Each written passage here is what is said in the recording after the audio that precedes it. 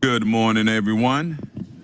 I am Councilmember Byron Amos, Chair of the Atlanta Transportation Committee. I'd like to officially call the meeting to order. I am joined by my colleagues to my far left, Councilmember Wan, Councilmember Dozier, to my right, Councilmember Faroki. I go ahead and make a motion to approve the agenda. Motion has been made and second. Please open the vote. Vote is open.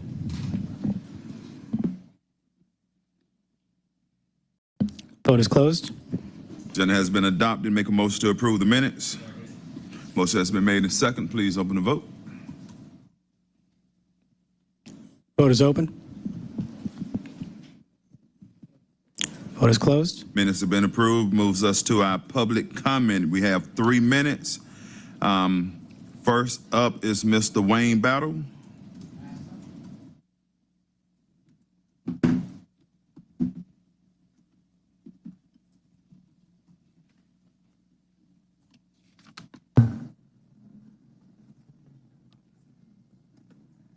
Go ahead.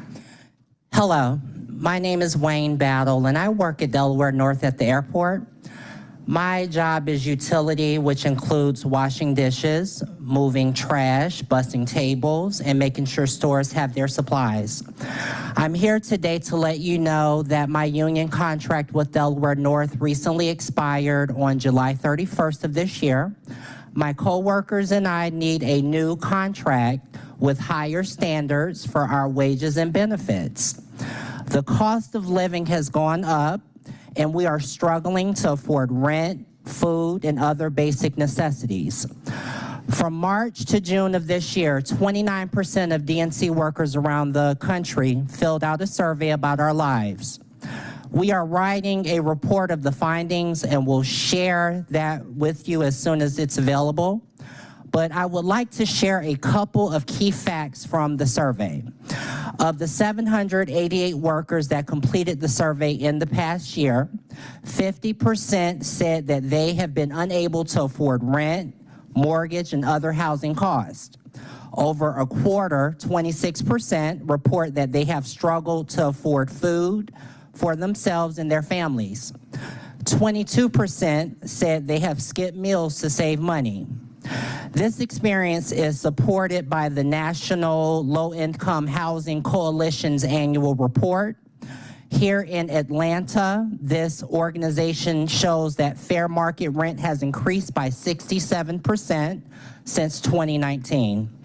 For me, wages are the most important. My alternator recently went in my vehicle, costing me about $700. For 2 weeks, I had to take a Lyft to and from the train station to get to work, costing me $80 a day. That's my whole check, so that set me back about 2 to 3 weeks. This is my only source of income, so I have to make it work with what I have. I have a strong support system, but I feel I shouldn't be in a position to have to borrow. We will continue to bargain with Delaware North in August and sincerely hope that the company comes to the table serious about negotiating a better contract. Every day, we are at the airport early in the morning and late at night to welcome visitors to our city. I care about providing excellent service, but I also need to be able to provide for myself and my family. Delaware North needs to agree to a fair contract that treats us with the respect and dignity we deserve. Thank you. Next on the list is Michael Keith. Hi, I'm here to talk about Beltline Rail. I know that the mayor's recently brought up how cost is definitely a factor that we should be paying attention to, and that is something that I think is really important. And the fact that this is the dozen-plus studies that we've already done have affirmed that rail is the most effective means of transit along the Beltline. And in fact, changing anything would require doing tens of millions of more studies and extra years, and every year, as the mayor's pointed out, every year that we wait is another, increase in cost. So I think that the fact that we're ready to build right now, starting in 2025, I think we need to get this started. But thank you so much. Thank you. Next on the list is Arlene Brown.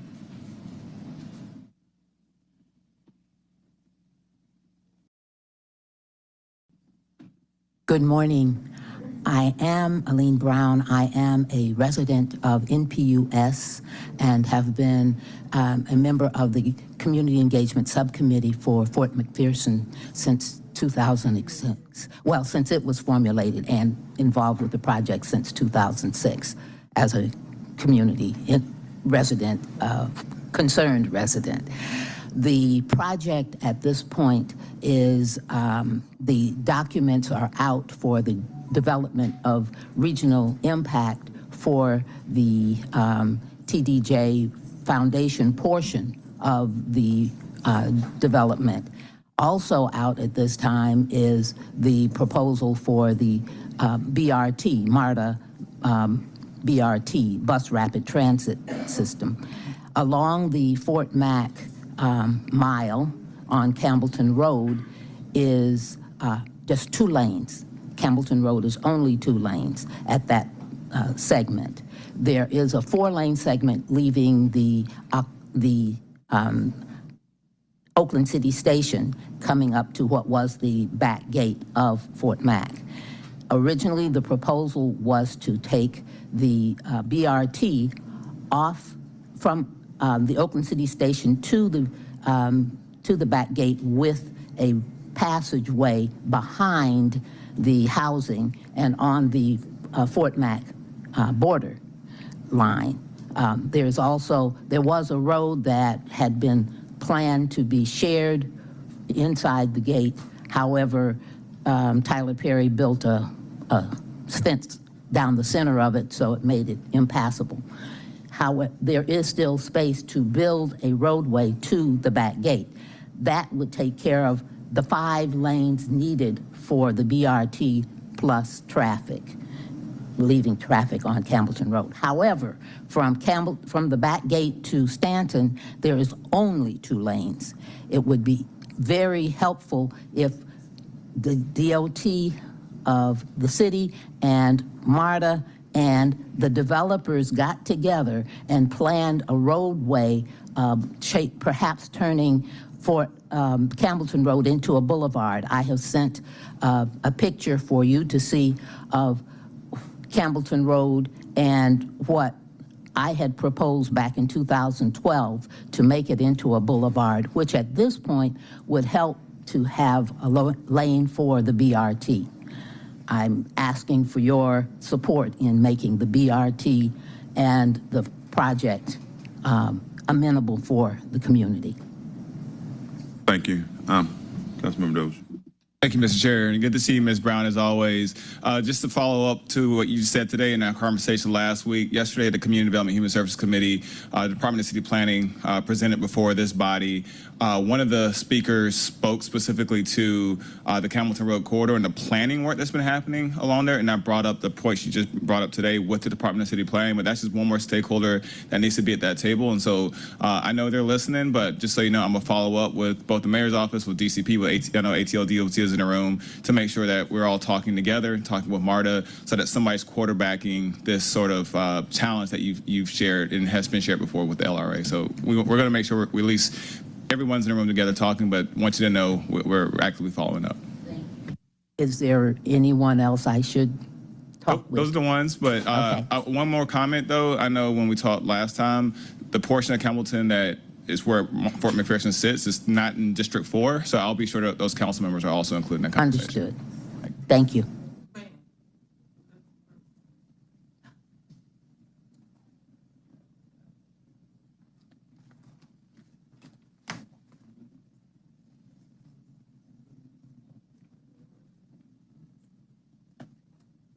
So we've been joined by the vice chair of the committee, Councilmember Kari Overstreet.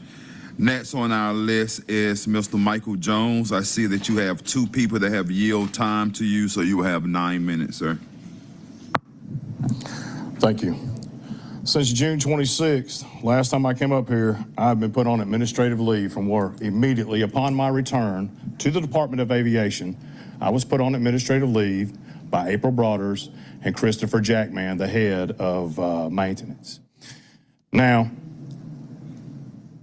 the reason behind this was for my safety, quoted from April Broaders with my union rep present, my safety. So maintenance under Christopher Jackman, Daryl Miller, and under the blanket of Jan Lennon has become such a cesspool and so dangerous that a 45-year-old Caucasian male, 5'8", 220 pounds, it's unsafe for me to go to work. That's what they're telling me. I can live with this. This has happened to me before, but what I can't live with when they put my union representative, Keith McCrary, they put him on administrative leave as well. I can only imagine because he was trying to help me. The reason for Mr. McCrary being on administrative leave, there wasn't one. April didn't have to give him one. This goes directly against the MOU from the mayor to the unions about the union delegates. You cannot put them on leave for them trying to help another employee, but yet they've done it.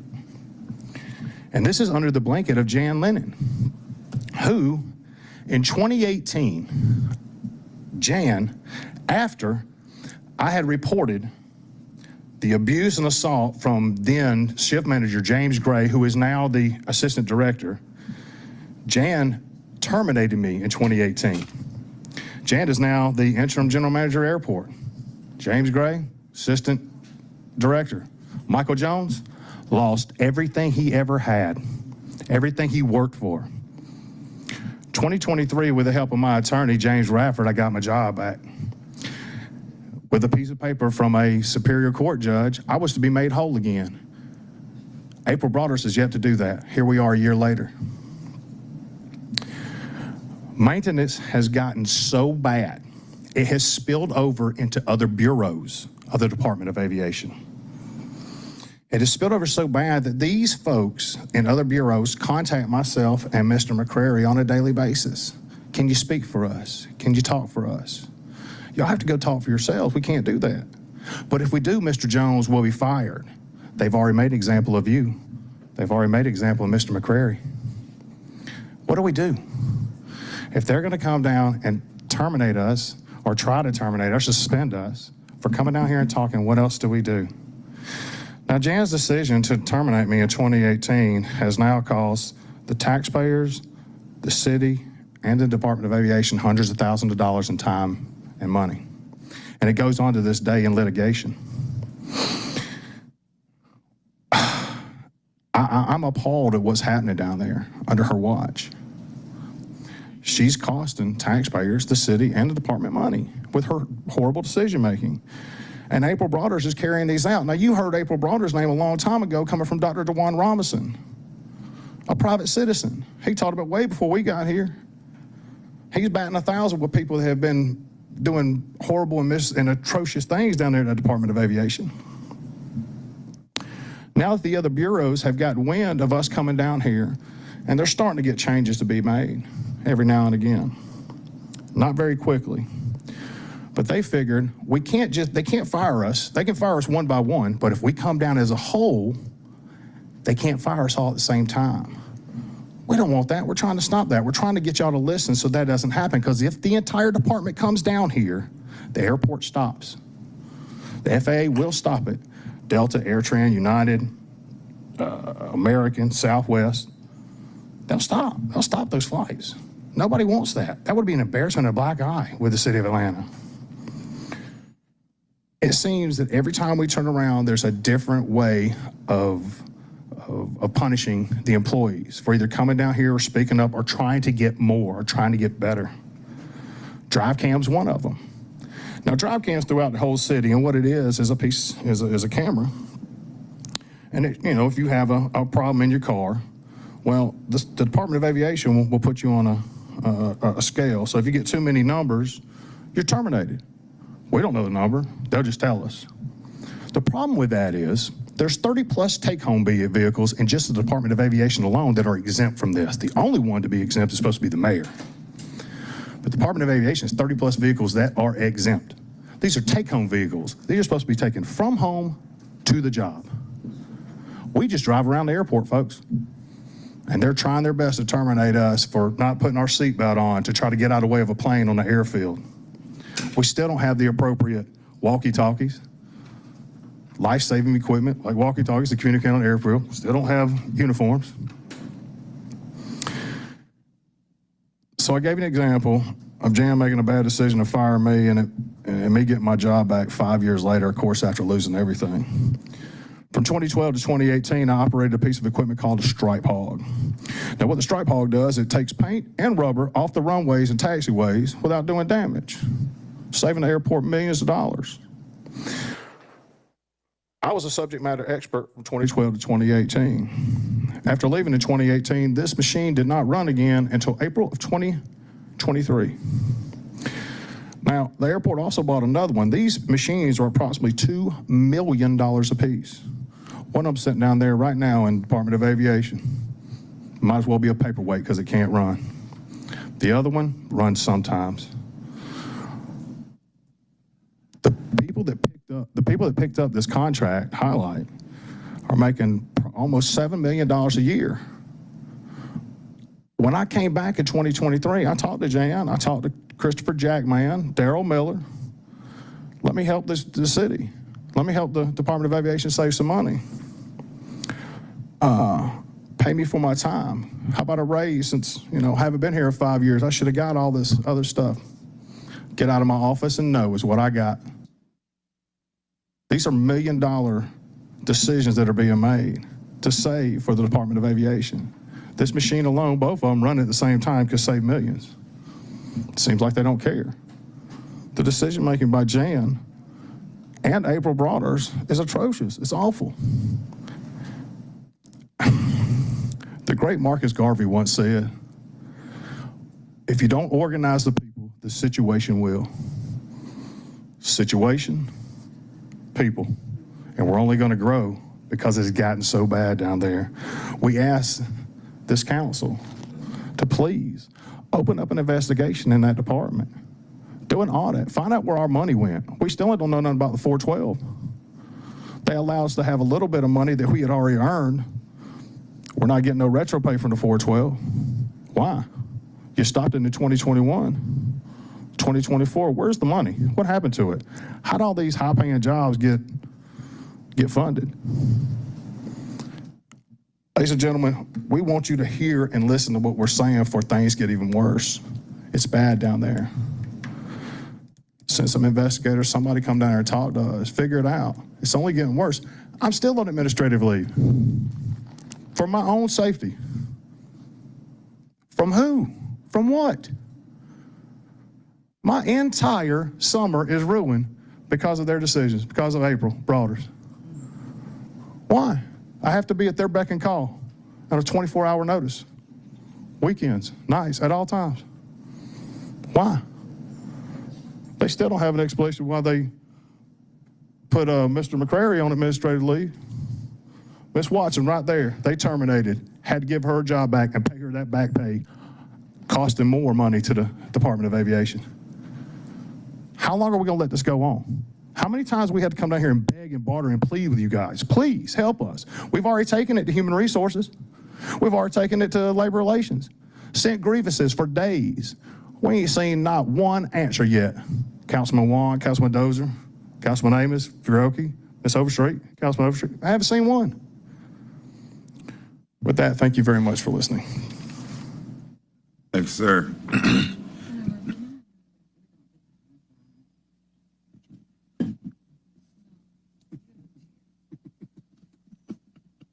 Okay. We have Dr. Robertson, and you have one person yielded time to you? Yes. So you have 6 minutes, sir.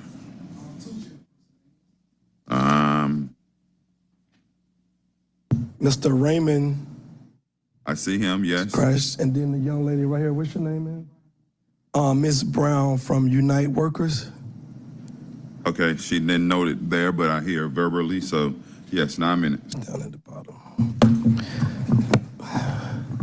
Good morning, board. Let me start off by saying, when you have a big conglomerate like Delaware North, and when you got people coming out here telling you they're not treating them right, I think we should listen. I know there are big fish in this pond, but we should listen because, like I always say, nobody's above reproach. My gentleman that's left from up here stated that we have people that have been truthfully terminated, but you know, y'all make decisions, let them resign when they're higher up. But all these people that we spoke about have been a nuisance at the airport. And I tried to talk to certain people before we come to this microphone, but everybody won't ignore it. Some people want to play this black girl magic game and stand with their sorority sisters, and it's causing people grief. And I dare you to try human capital before you try your sorority or fraternity or your relationships. But today I'm here to talk about Leslie Putnam. Leslie Putnam have bullied this senior disabled airport employee named Valerie Esprit. She's a front desk attendee. Ms. Valerie Esprit has not returned to work since the incident has happened 1 month ago. Due to the bullying by Leslie Putnam, Valerie suffered a severe panic attack and a paramedic had to be called to the airport. Valerie is a double amputee, and Leslie have been taunting her with fake write-ups and bullying tactics for years. This young lady, Mr. Firoki, Mr. Warren, and the rest of the board, she used the bathroom on herself, number 2 and number 1. She's a double amputee. Ms. Leslie Putnam told her she needed to check with her to use the bathroom. Mr. Michael Smith is here. He's aware of that, and April Border's aware of that. I recently spoke over the last year or so in high regards to Mr. Michael Smith. I hate that we have people like this man that are in a tight position, who's a man that's supposed to be of standard, can't speak out against his colleagues because of the atrocious thing they're doing, and it's a code that you don't supposed to speak out against them. And it puts you in a bad situation, but we've got rid of some bad apples. Ja Farrell, Bill Dora,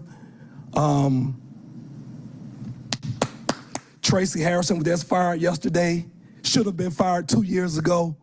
She just got fired yesterday. I've been saying this 2 years ago, and you still got airport employees out there, Mr. Warren, have not passed federal background check. Still letting other people check them in.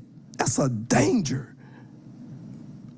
We finally got it right. We're very slow, but we finally got it right. We got rid of our HR commissioner, which most people wanted to praise, Tarlisha Smith. We got it right. April Borders, I'm telling y'all, she's a problem. She's a problem. She probably makes Tarlisha Smith look like a kindergarten worker with the things that she's doing out there at the airport. I told ethics about all these people who have resigned, but we know they should have been fired. Everybody told me, oh man, these are higher ups. We can't go after them. I'm telling y'all, we got to deal with this problem, man. April brought us. A double amputee, 70-year-old senior citizen, by the way, used the bathroom herself. The paramedics had to come. This is verifiable evidence. And please ask Mr. Michael Smith when he come up here. And we also have evidence that Leslie Putnam used city funds to hire a moving company to move Jaffarell's stuff out of her office to her home. We also, Ms. Marcy Overstreet, have verifiable proof that Leslie Putnam provided transportation and made several employees go to her mother's funeral last year at Murray Brothers. See, I don't like to talk about this stuff because when they're dealing with the death, but these are the facts that city funds are being used and people are scared to speak about it. But, you know what I'm saying, we got the AJC here, Ms. Kelly Yamaguchi, don't write nothing but good stuff about the airport. Nobody's speaking about these past bad apples that left. Leslie Putnam was the start of the investigation with Tangela Parker and Keisha Knox at the airport. That was the start of it. Her and Jaffarell are cousins, first cousins. The city gave Jaffarell a city vehicle, which she was too tall to ride the vehicle. It was given to Leslie Putnam. In her position, she is not allowed to drive and take home a city vehicle. A brand new Mustang, by the way, Ms. Overstreet, that was given to Jaffarell, that was handed down to Leslie Putnam. We can't do that. We still got to deal with these things. Airport maintenance wanted to come down here as deep as they could to thank you guys for voting on the $4.50, Mr. Lewis, Mr. Amos, Mr. Warren, Ms. Overstreet, Mr. Dozier, Mr. Roque. They wanted to come down here, but you know what they was told? You will be fired if you go down there. They wanted to come thank you guys. Long fought battle, we got it right. We can't get everything right overnight, but when people keep telling you over time, April Borders is a problem. You can't get rid of the head snake, which was Tarlisha Smith, and leave April Borders alive. How? Jaffarell was gone, I think, in March. She received her last paycheck in June. Who want to get into that? That fake FMLA they filed, she was still getting paid until June. Still getting paid. She took a Harvard class, which the airport paid for her leadership role. Since she was terminated / resigned, she's supposed to pay that $70,000 back, Mr. Warren, per code. You overfinanced. She's supposed to pay it back. Are we going to demand that, Ms. Overstreet? You're the vice chair. I know she's your soror sister and maybe a friend. She got to pay that money back. That $68,000 has to be paid back to the city of Atlanta. Are we going to speak on that? It has to be paid back. Kelly Yamaguchi, you're at the airport, can you write that? These people don't want to be taking off work down here to come tell y'all they're being mistreated. But you know what I tell them? Nonviolence. These are grown men that could probably hammer some of these older people at the airport who are very disrespectful. But I tell them, Ms. Overstreet, why you looking like that? I stand for nonviolent. So these people do not get out of their bed to pay for parking to come down here to tell you they're being mistreated and disrespected by people that if they wanted to take in their own hands, it would be a different outcome. So when I get involved, I say, hey man, we're not gonna do that. But we sit here and we play these games when people tell y'all these things. I gave you the candle that had Jaffarell's name on it and Bill Durr's name on it. You wanted the candle for whatever reason. You wanted that candle for, there was no further investigation. I showed you the candle. You were sitting right there. We can pull the tape up, but we're not going to go there. But I showed you the candle that I said for whatever reason you wanted to keep the candle. I did not say that you kept the candle. You wanted to keep the candle, but however, you seen it, there was no further investigation to it that lets you know that the girls that they claim stole candles, it lets you know that your general manager and your deputy general manager name was on the candle because they wanted their own candle. So that's all I'm saying. These are common sense evidence that we're overlooking. And we can't do that. You guys did not do your research when you signed Tarlisha's salary. If you just type her name in Google, it pop up. Death, Miami, open investigation, 2010, not closed, case after case. We hired this person. And we let her hire 10 people in the city. And we let her tell the city that I'm not coming if y'all don't hire my husband as the fire chief in the city of Atlanta, because this is what he do in Miami. But I understand, you know what I'm saying? She gets some people jobs. She gets some people on council kids jobs during the summer. I understand that a lot of people got jobs under her. I understand that, but it's not right. Start putting people over positions and money and titles, because the power always in the people. It's gonna always override silence and betrayal, Ms. Overstreet. The power always in the people. You better believe that, always. Thanks, sir. The last speaker we have is Mr. John McNeil. Good morning, Transportation Committee. My name is John McNeil, and I am here on behalf of Beltline Rail Now. We have a few requests concerning the current streetcar route that I would like to pass along. As you're probably aware, last year the MARTA board included a request to HDR to include improvements and fixes to the existing route as part of their final design work for the extension onto the Beltline. As that design work is set to wrap and construction is scheduled to begin next year, we would like to ask that the City Council include funds for the improvements and fixes in next year's budget. We would also propose that this funding come from the East Side Tax Allocation District, and that the City Council consider the creation of a CID for this purpose as well. We also feel that using funds from more MARTA should be avoided if at all possible. We also hope this money can be used towards beautification along the route, support for a relief fund for businesses that may be affected by construction, and support a study of methods used in Portland, Oregon for their streetcar extension that was able to limit affecting businesses to just 2 weeks. And we think that would be a great thing to do here to avoid some of the mistakes from the original streetcar build out. So that's all for my requests. Thank you for your time. Thank you, sir. That actually brings us to the end of our public comment. We're actually been joined by my colleague, Councilmember Lewis. Before we move on to presentations, just like to make a statement. You know, I get several calls after every meeting from union reps to people in leadership talking about some of the comments that have been made here, some of the name calling that have been made here. As long as I am chair, I'm going to allow respectable people to exercise their right to speak to us. And some of the comments are difficult because it put my colleagues and I in the middle of things that we have no direct control over. Hiring, firing, we no direct control. Getting into contract negotiations, no direct control.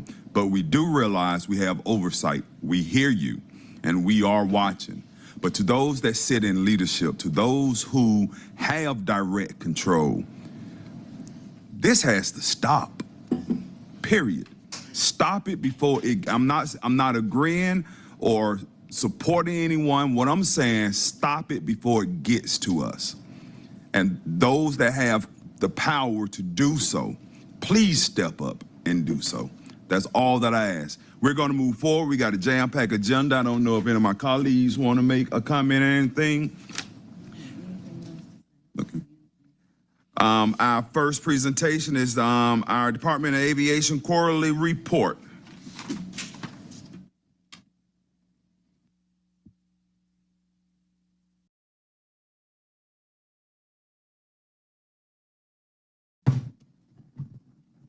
And before you start, welcome. This is your first one.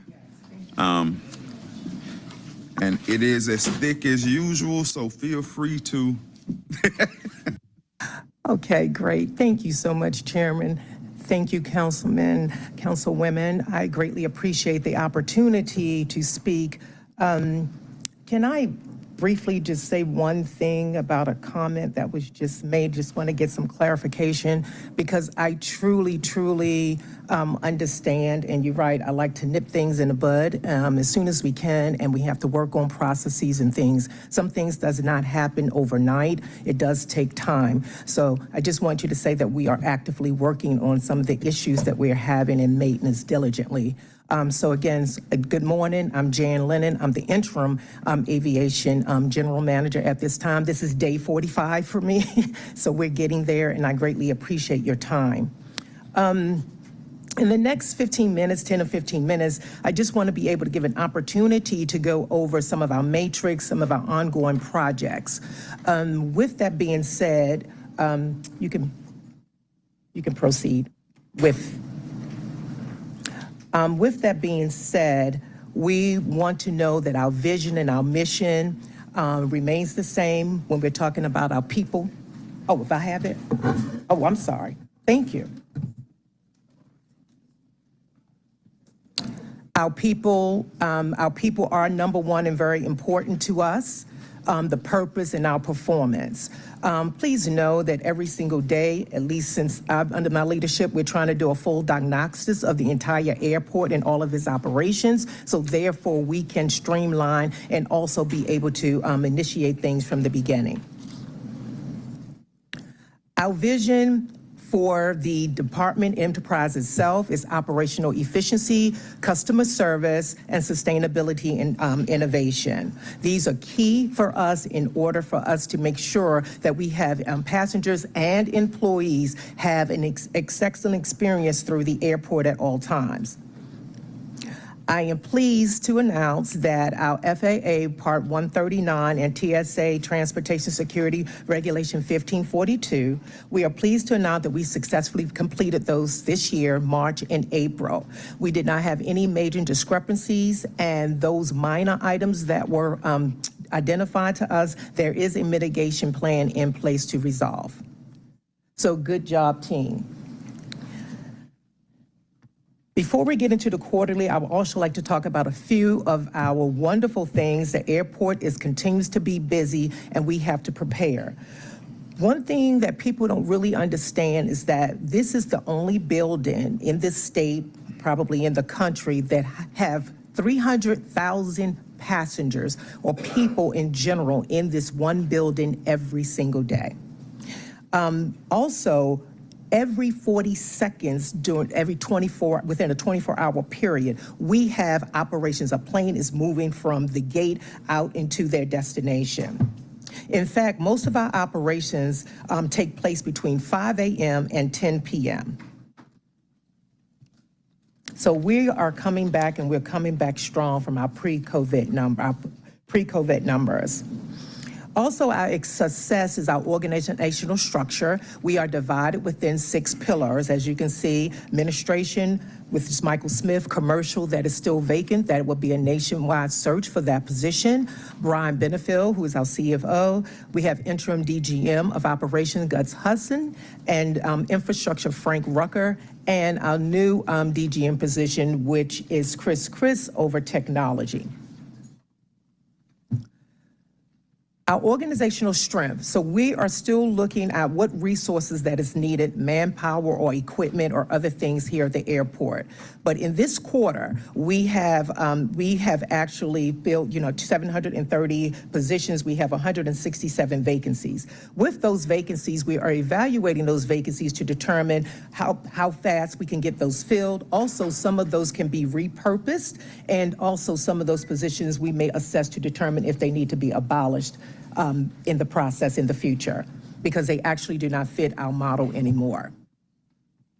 Busy is busy, and it's getting more busier. During this quarter, we had nearly a 6% increase in passenger load. During this quarter, we've served 28.9 million passengers. Operations increased by 5.1%. TNC rideshare operations are up by 8%. And taxi pickup increased 4.4%. Again, as you can see, from 2019, before the pandemic, we were at 110 million passengers. This, at the end of 2023, we're at 105 million passengers, so that is really great for us. Also, we would like to pay attention to, we hear these conversations about weapons, that we have the highest number of weapons in any other airport in the United States. Yes, because we have more people, but however, I would like to change that narrative that we're #1 in gun detection. That means TSA is doing the job of catching the weapons before anything or happens drastically within the airport industry. And then with those numbers, there has been a projection within 5 years, we are anticipating of actually having 125 million passengers in 2029. So that's really good for the airport, and we have to be prepared for those passengers. Passenger screening. If you remember, we touted in 2019 Super Bowl, we had a little less than 102,000 passengers that went through our security screening. However, since that time, we have, on 16 additional occasions, we have beat that record. So again, that's showing you that people are coming, they're coming to Atlanta, they enjoy coming to Atlanta, and they're coming through our airport to get to Atlanta. So we are really excited about that. Passenger wait times, we always try to keep our passenger wait times at 20 minutes or less. And pretty much on average, we've done a great job at that. However, we did have one day in Q2 that we had a very, very high record, and that was because of severe weather delays. And however, we got to under 18 minutes within the next hour. And that was daily because of all of the staff and operations and everyone in a collaborative effort pushing our passengers through. Also, we have air service development. We are trying to diversify our portfolio. Within this quarter, we had 3 new airlines, which is SAS, Avelo, and Sun Country and Scandinavian Air. So we are excited about that, and also 16 new routes that we have with some of our domestic and our international carriers. As you well know, that ATL is a $1 billion enterprise, and we are responsible for an annual $66 billion economic impact within the state. So with that, you're talking about our new concession offerings. We have 390 locations currently out at the airport.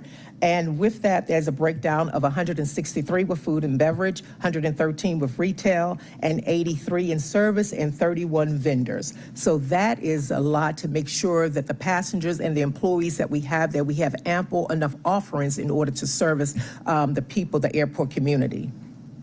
As it relates to our sales, we did outstanding with sales. We are 7% up increase in Q2. We did very well across the board. The only area where we went down is with advertising. We had some advertising that did not renew their contract. However, they have a progressive plan in order to retract more advertisement in order for us, hopefully within the next quarter, we can get those numbers up. Concessions Reimagine. As you well know, phase 2 is in its build out currently right now. That's 12 locations there.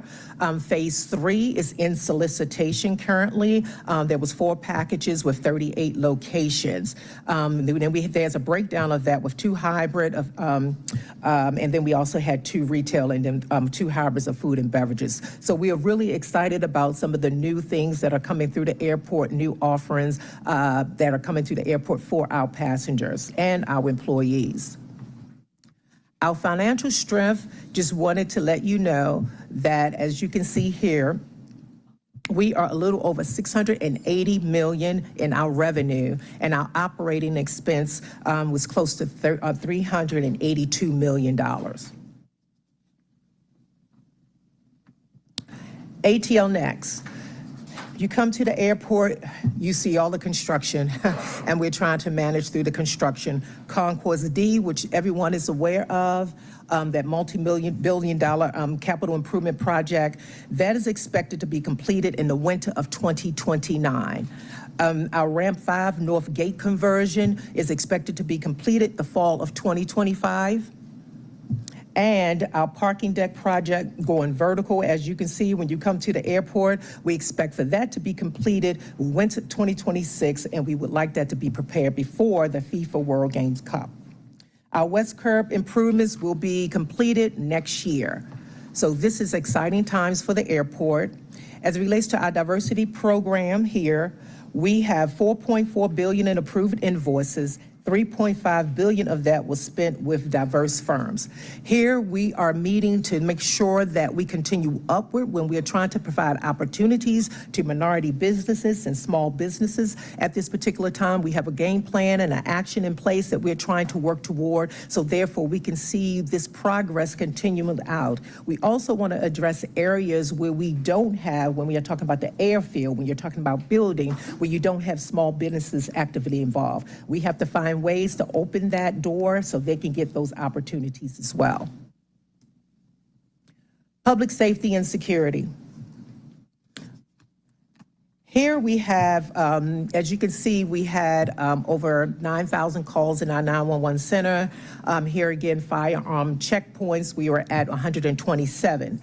But the part here is what we talk about passenger weapons, but no one, I don't think, have ever spoke to you about employee checkpoints. So employee checkpoints, we do recover weapons there as well. And this last quarter, we confiscated 20 employee weapons there. And as you can see, everything else we have been totally up, and we're truly excited about that. Innovation. So we have, let me see if I can get this to work. There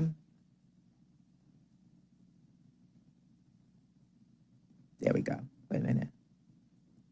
Well, it's okay, but anyway, I can't get that to work, but the drone program. We have an outstanding drone program, and what I wanted to show you here is that the drone program, it gives us an opportunity to be able to assess inspections, monitor conditions of our facilities, and also it gives us a timestamp of things that are going on. It is so clear, and we took a picture for at night so you can see the clarity of it, and it also will be able to help us identify things that we cannot actually see from CCTV and monitor. So we're excited about this drone program. It has been something that's been in the works for a couple of years now. So it's a really great project for us.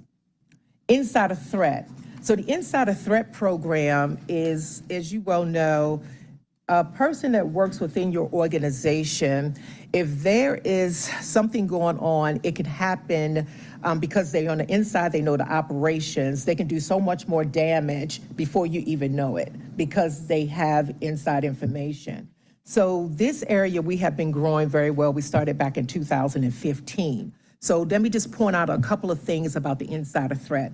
One thing we have is a RAP program. So everyone that works at the airport, anytime there's a condition in your criminal history, we receive notification of that change. And at that point, there is a process. It doesn't change of who you are. There's a process that has to be followed. Anyone that gets a RAP notification at that particular time, badge will be removed, and they will have an investigation and time to resolve that particular issue. If that issue is not resolved, then there's another step that has to be taken. And that is the rule. We have federal rules that we have to follow as well as we have airport policy and procedure.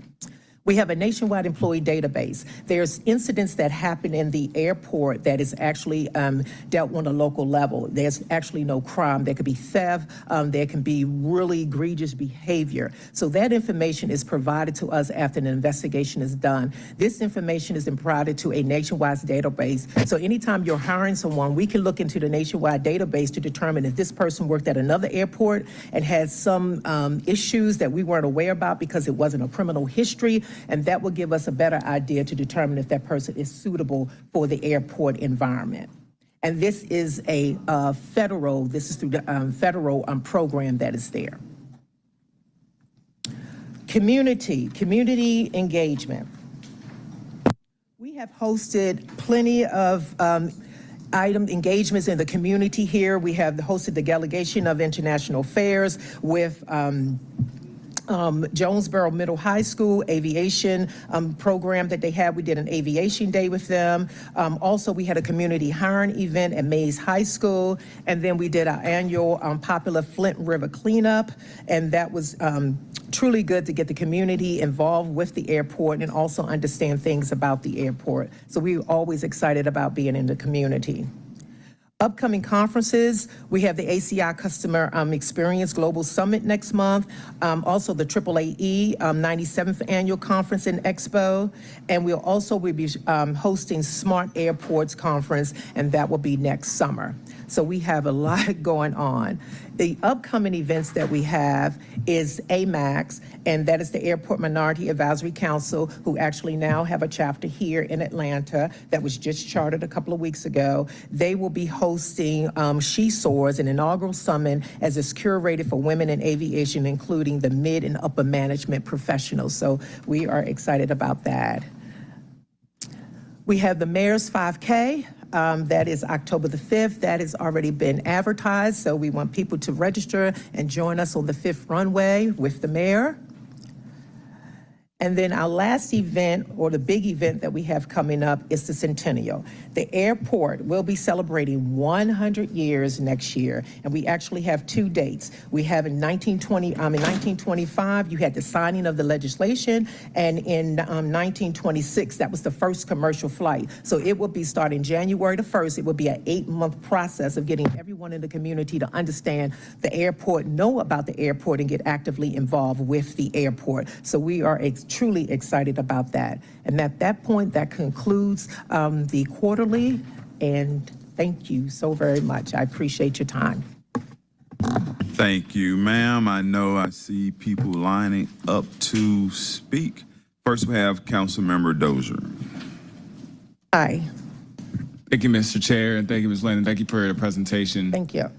Just a couple of quick questions, and then I'll yield to my colleagues. But one comes up a lot in conversations I have with multimodal community, folks who are advocates around pedestrians and cyclists and scooters and all the above. Something we've seen in airports across the country is access to bike parking, and I recognize we're spending $500 million to do some improvements on our parking deck, but I'm wondering if there's opportunities to accommodate cyclists that might have a day trip. I've been one of those folks that I typically take Martin if it's a day trip, but I know with the investments that we just got federal funding for new multimodal connectivity all the way down to the Flint River, down Lee Street, and where it connects into the city of East Point and beyond. There's new bike and other transit connections happening that the airport will be kind of a centerpiece for. Yes. I know there's been conversations about potential passenger rail connectivity to the airport as well. And so just thinking the further ahead we can get into that mode shift sort of mentality, the better we are as a city, as a region. And so just curious if y'all are looking at opportunities for bike parking, particularly secure bike parking at the airport for these expansions that we're currently undergoing. Yes, that is a consideration. Has nothing been final as we are still growing the footprint of the airport. When we're talking about our roadways and connectivity, yes, that is something for consideration, because one of the things we have to consider in there as well, we do not have connections to certain buildings that we have to our airport. So our employees cannot get there, and it's always been a challenge of having to provide for somebody to pick you up, et cetera. So that's the time frame and the things that we need to consider for that to make their experience more enjoyable as well. And then also getting more sidewalks so to be easier egress into the airport. Thank you. No, thank you. And then the other question I had was around the law enforcement slide that you had. You showed the last 3 months of law enforcement activity. I know, was it earlier this year, late last year, City Council adopted legislation that restricted public access to the airport. You had to be there either getting on the plane or picking someone up. I'm curious if that has had any impact on the law enforcement operations at the airport, if we've seen less crime, less interdictions happening, fewer situations that I know we had some unfortunate situations in recent years where someone has been, our officer has been harmed, if I remember correctly, was stabbed at the airport. Yes. And so just curious what that policy change, what impacts that policy change has had on airport law enforcement operations. Yes, it made a significant change with them. And matter of fact, let me give you an update, send you a report on, give you some numbers and some things and changes with Major Collier and I, because with the team, we have been assessing that, and therefore we can directly deal with the people who actively is authorized to be there. And it just makes things clear, vision of sight on things, and then that just reduces other distractions distractions, and so we can stay laser focused. And also now we'll say we still have the stolen car issues that we have to deal with, and the chief and I are meeting on a particular plan we're looking at, and hopefully that will be really well, but we have to flush it out, and we need to meet on that because we do have to address the public side and those parking decks of the airport. Okay. Yes. And just as a final comment, I know y'all are actively working on y'all's concessions plan and working to adjust the vendors that we have as offerings at the airport. The more and wider distribution of places where one can get coffee, the better. So I just want to, my one feedback on how things are. Sometimes it's a struggle, but that's all I have. Thank you for your presentation, Mr. Chair. I yield. Thank you. I'll make a note of that. Thank you. We have Councilmember Overstreet. Thank you. Thank you, Chair. And thank you, Ms. Lennon. I really do like the format that you laid out for us today. Thank you. You know, everyone does everything the way feels good for them, and I like what you laid out and how we could follow along during your presentation. But I have a couple questions. First, I want to talk about the machines that they were speaking of. I don't want anyone thinking that we have millions of dollars of machines laying around that are not in use for our tarmac or whatever purposes. Can you speak to that? I want to know the name of the machine, and because I didn't write down what it was, and just, you know, are we using them? What exactly was that public comment about?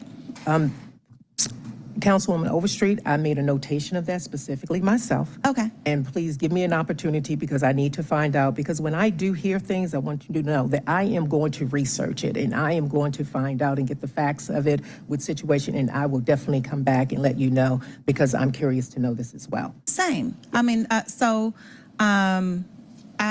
totally respect that. I'm fine with that, actually. But you know, when I hear those kind of things, I definitely want to know where it's coming from.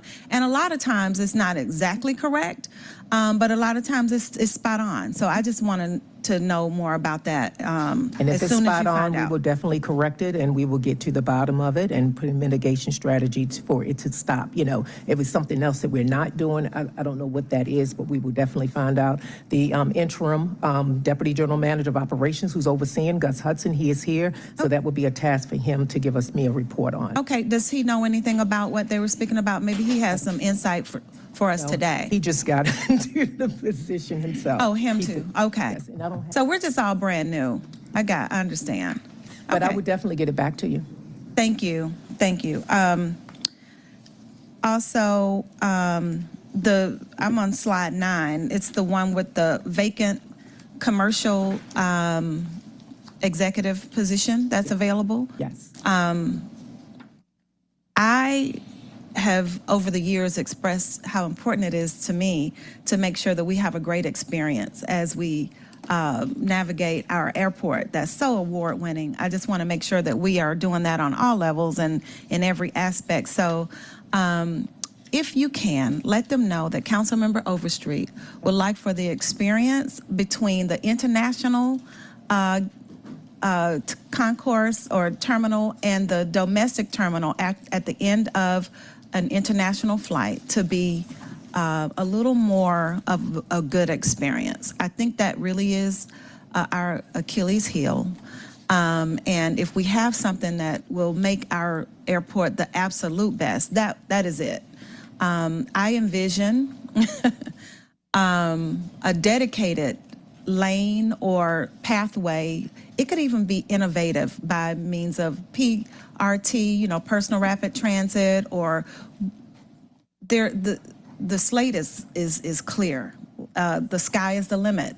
It could be something that's absolutely award-winning and a role model for other airports to make our experience good to the very end, especially after a long trip from an international trip. So just find someone with insight on that.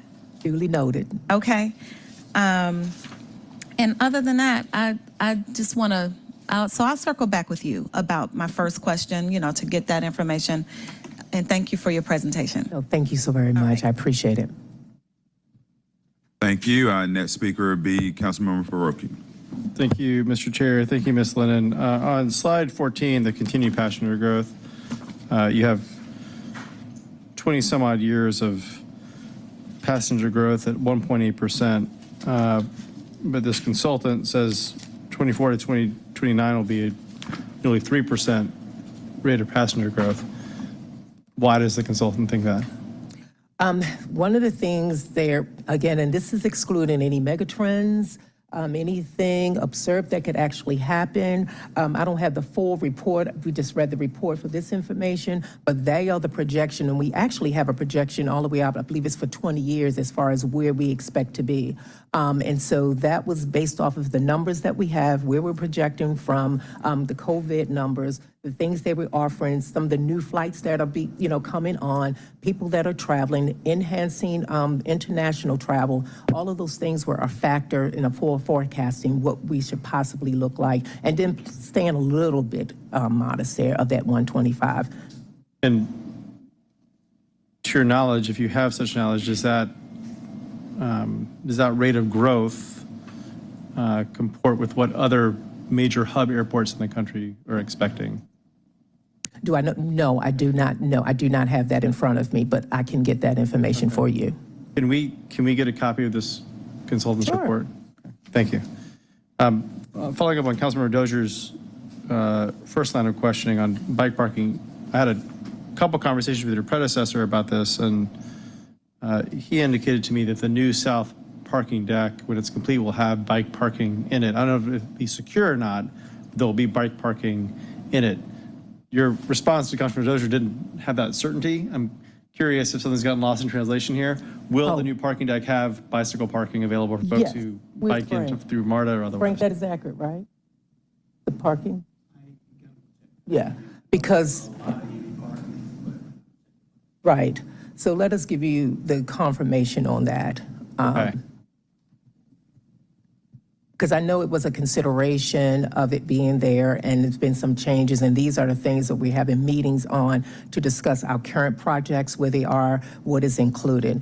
We've been having 4-hour meetings like every other week to talk about some of these projects and where they are, what is included, what is not, anything that was changed, what we discussed before, so therefore we can come back and do an update. Okay. Well, I mean, there's at least 2 council members, probably more, that Yes. think this is important. So I would Oh, try and absolutely. make sure you have bike parking on site, because Okay. folks can bring their bike on the MARTA train. They want to secure it somewhere. They should have the opportunity to do so. Yes. It doesn't require that much space either. No, it does. So, yeah. I will, just because Councilmember Overstreet brought up the customer experience, I made this case over the years I've been on this committee. I'll continue to bang this drum. For all the things we do well, I think the experience lags other airports in this country when it comes to concessions. Yes, we're working on that. But 2, the experience of the concourse is akin to being in Times Square, because we sell off so much visual space for ads. So, I mean, you walk down the Center Concourse and you have to really hunt for your gate number, because we have all these ads kind of hanging down. The ones on the side, so be it, right? But Okay. I know there's contracts involved and there's money coming in the door. That's great. But when you think about the busiest airport in the world, one of the things we can do to improve the customer experience is not make it feel like you're walking into Times Square when you get off the airplane, or you're sitting to wait for the airplane, right? You want to make it a more, in my opinion, I'm one council member, right? One voice. Southern but hospitality. A more peaceful experience, right? Okay. And that's navigating the visual clutter, that's navigating the noise that you experience. Other airports have done this well. Some of it's we're handicapped by just the physical space we have and how it's set up. But I would press you and your team to keep that top of mind. We like a challenge. Yeah. Thank you. Yield my time. Thank you. Our next speaker will be Councilmember Wong. Thank you, Mr. Chair. Thank you, Ms. Lennon, for your presentation. Good job, first time. Thank you so much. A couple questions. First off, the vacancy rate. This is a little tangential to that, but the class and compensation study that the city is completing, have y'all looked at that, and what sort of implications are there for aviation? Because that does play very much into your retention and recruitment numbers, right? Yes, the class comp study, we are having meetings now. So far, we already know about the 18 and below for the airport. We took care of that group, and our what we provided was higher than what the recommendation is. Anything that if the recommendation, if we provided ours in advance and theirs is higher, we will pay that difference. We will never allow anyone to be less than that. As it relates to 9 grades over, we're still getting that information, and then we will make our decisions based off of the city or that class and comp. Okay, so you're saying that based on what you've seen so far, you think the financial impact is going to be kind of mitigated by the fact that y'all have already done a lot of the adjustments? Yeah, and we just did it. So it's just coming out now. I just know for our grades 18 and below, we did find 20 when we provided the $4.50. Yeah. I think their recommendation, I can't remember, it's like 4 something, we were higher. And then we did have 29, I believe, that even with the $4.50 for them, it did not bring them to, we are actually giving them the additional money. Yeah, it's just something I'm going to be watching because, Yes. again, the vacancy rates that I'm seeing, I mean, that really should be the first step in helping departments and helping our employees. But just, I'll be following that. So to the extent that, your subsequent presentations, it'd be interesting to see those trend numbers. And I would also like to, I'm sorry, just also with that, and I'm glad you want to follow that because that's an interest of mine, but the next quarterly, what we need to provide you to is those persons that, and I think it's really good to know when we have people that have left the organization, have gone to other positions, and not from a bad thing, it's a great thing because they've been trained by the best and now they're sought after. Also those persons that just really just wasn't able to fit into this realm, some positions that were abolished, those that we realign, those that we reassess, and I think that's a good picture for us to have. And then we also have an extra help group that's not in the FTE numbers as well. Okay. All right, next one is around passenger wait times. Obviously this is one of the first things in terms of customer experience.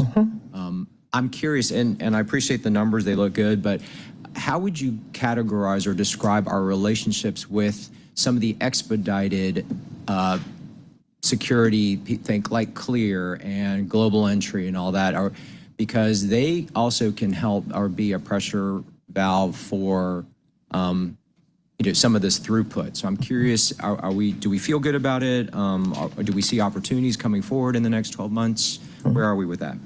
Yes, so we have meetings regularly with our federal partners, with TSA and Customs specifically, and Delta and the airlines to the wait times. One of the things from the domestic side, it was just a simple, instead of TSA opening at 5, you need to open up at 4:30. That made a big difference for us because when we get behind in the morning, we are behind all the way up until about 2 o'clock. That was a big difference that made our numbers stay within reasonable numbers.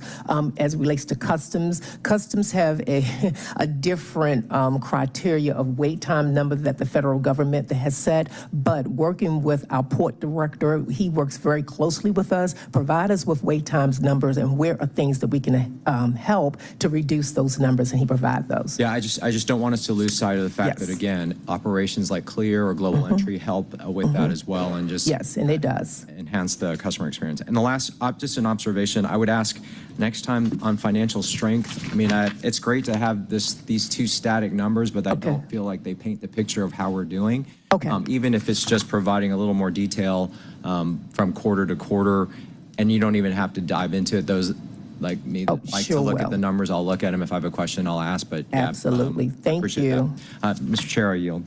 Thank you. Next speaker would be Councilmember Lewis. Thank you, Mr. Chairman. Thank you as well, Ms. Lennon, for your presentation. It was really good meeting with you at the office after you but right before you actually stepped in and seeing some of the things you've done since. The job fair that you spoke about a little earlier was an amazing thing. We're still hearing about it across the city. To see 167 positions still open means that we can do a little bit more work there.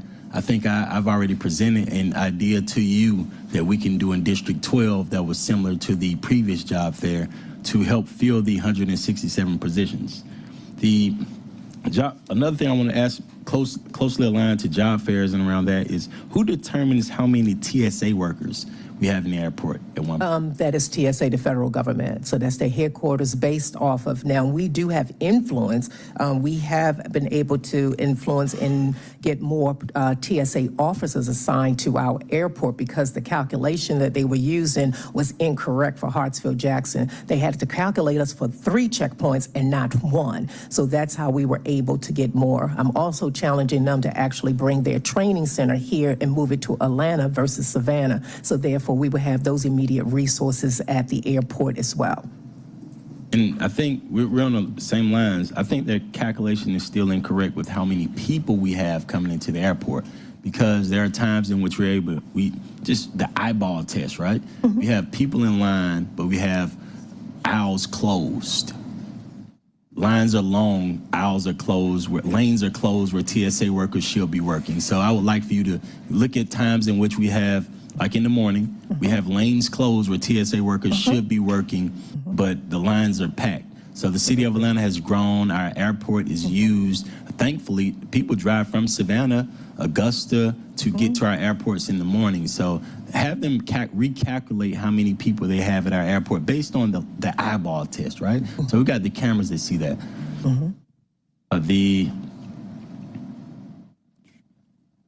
I want to also talk about, lastly, I want to talk about public comment a little.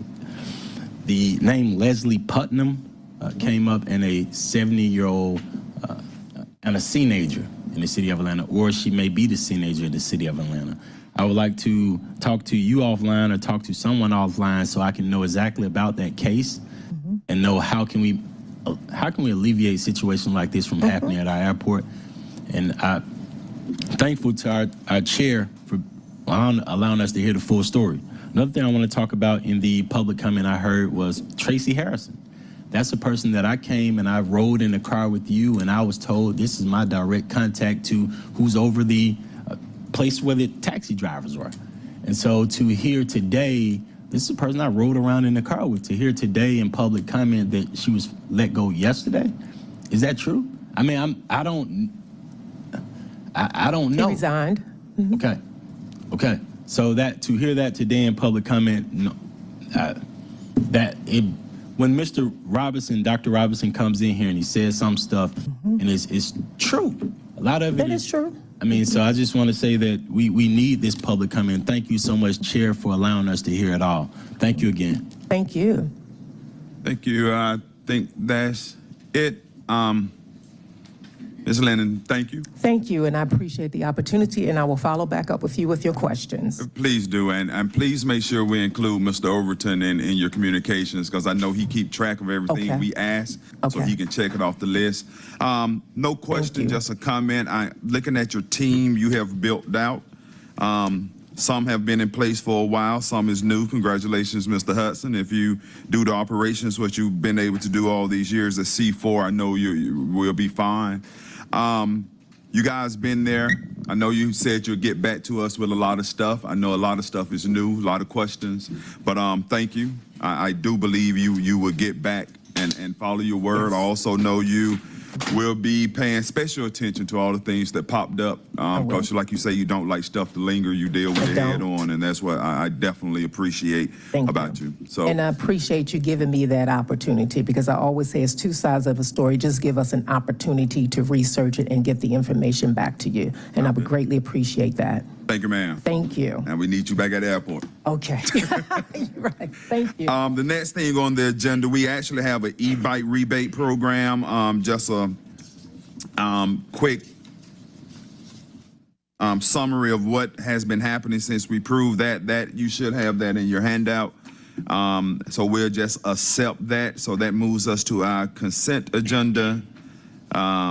First reads.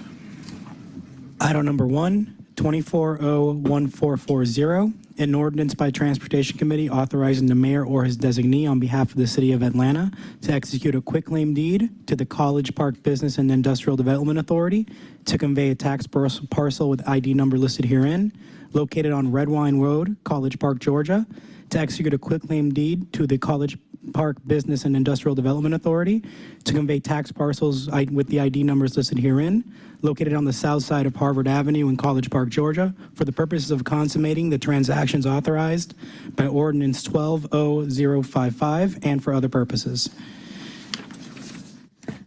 Item number 2, 2401-441. An ordinance by Transportation Committee authorizing the City of Atlanta to waive the procurement source selection provisions of Division 4 of Chapter 2, Article 10 of the City of Atlanta Code of Ordinances, as well as any other conflicting code provisions, to revive and authorize the mayor or his designee to execute an amendment to extend SP-S1210101 with Travelers Aid of Metropolitan Atlanta Incorporated, doing business as Hope Atlanta, on behalf of Hartsfield-Jackson Atlanta International Airport on a month-to-month basis, not exceeding 6 months, retroactively effective May 11, 2024, and to add funding in amount not to exceed $303,218.67. All contracted work will be charged to and paid from account numbers listed herein and for other purposes. Thank you. That brings us to our regular agenda. I think we're going to take items 3, 4, and 7 in a block, I believe. Yes, sir. So up first, item number 3, 2401-391, an ordinance by the Transportation Committee authorizing the mayor or his designee to exercise renewal option number 1 for contract number listed herein for the annual contract for maintenance and repair of sidewalks, curb, driveway, aprons, ramps, and associated infrastructure with Knight Associates Incorporated on behalf of the Atlanta Department of Transportation for a term of 1 year, retroactively effective June 13th, 2024 through June 12th, 2025, in an amount not to exceed $3,000,000 to ratify any services rendered and the payment of any outstanding invoices from June 13th, 2024 through the execution of the renewal option number 1. All contracted work will be charged to and paid from the fund, department, organization, and account numbers listed herein and for other purposes. Item number 4 is 2401-392, an ordinance by the Transportation Committee to accept awarded federal funding in an amount not to exceed $4,376,956.56 for the 15th Street Extension Project to amend the fiscal year 2025 intergovernmental grant fund budget to reflect such accepted funds, to execute any documents necessary for the acceptance, anticipation, appropriation, and implementation of such funds, and for other purposes.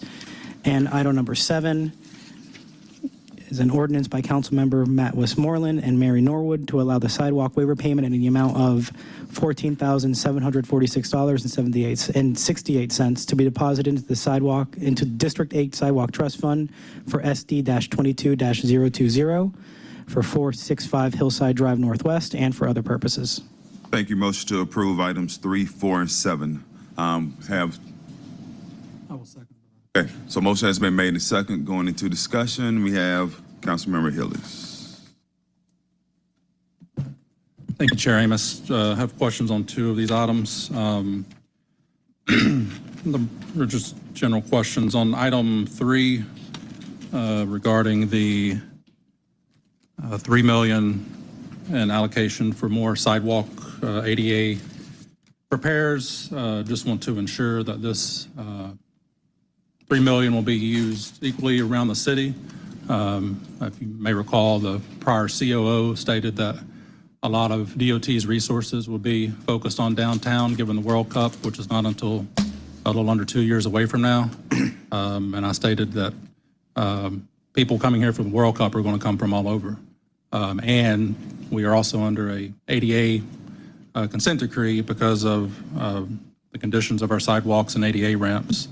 So just want to make sure that when I or Councilmember Overstreet or Councilmember Lewis or Councilmember Juan, who don't really represent any part of downtown, that they can expect to get those sidewalk repairs done in a orderly amount of time. Thank you, Councilmember. Greg Moore, Deputy Commissioner for Capital Delivery, ATL DOT. So the funding sources listed on this renewal contract are a lot of funding sources, including y'all's discretionary accounts, general fund, transportation fund, to give us the flexibility to, when there are requests, to be able to execute and deliver on those. It's not set up to strictly be this much over here, but it's also not, this account is not focused on World Cup specifically. It's set up for being able to deliver on the asks. This is one of the quick delivery contracts where we can have the funding sources set up. We have a task order out to a supplier on this one, and they go do the sidewalk. So remind me what is the SLA right now for if one of us or a constituent calls in the need for an ADA repair? What's the SLA on that? And if there's a backlog, what is the backlog past that current SLA? So this contract is specifically used typically by capital delivery, but I would have to defer to DC Smith to be able to address SLAs. Here to speak to that, or?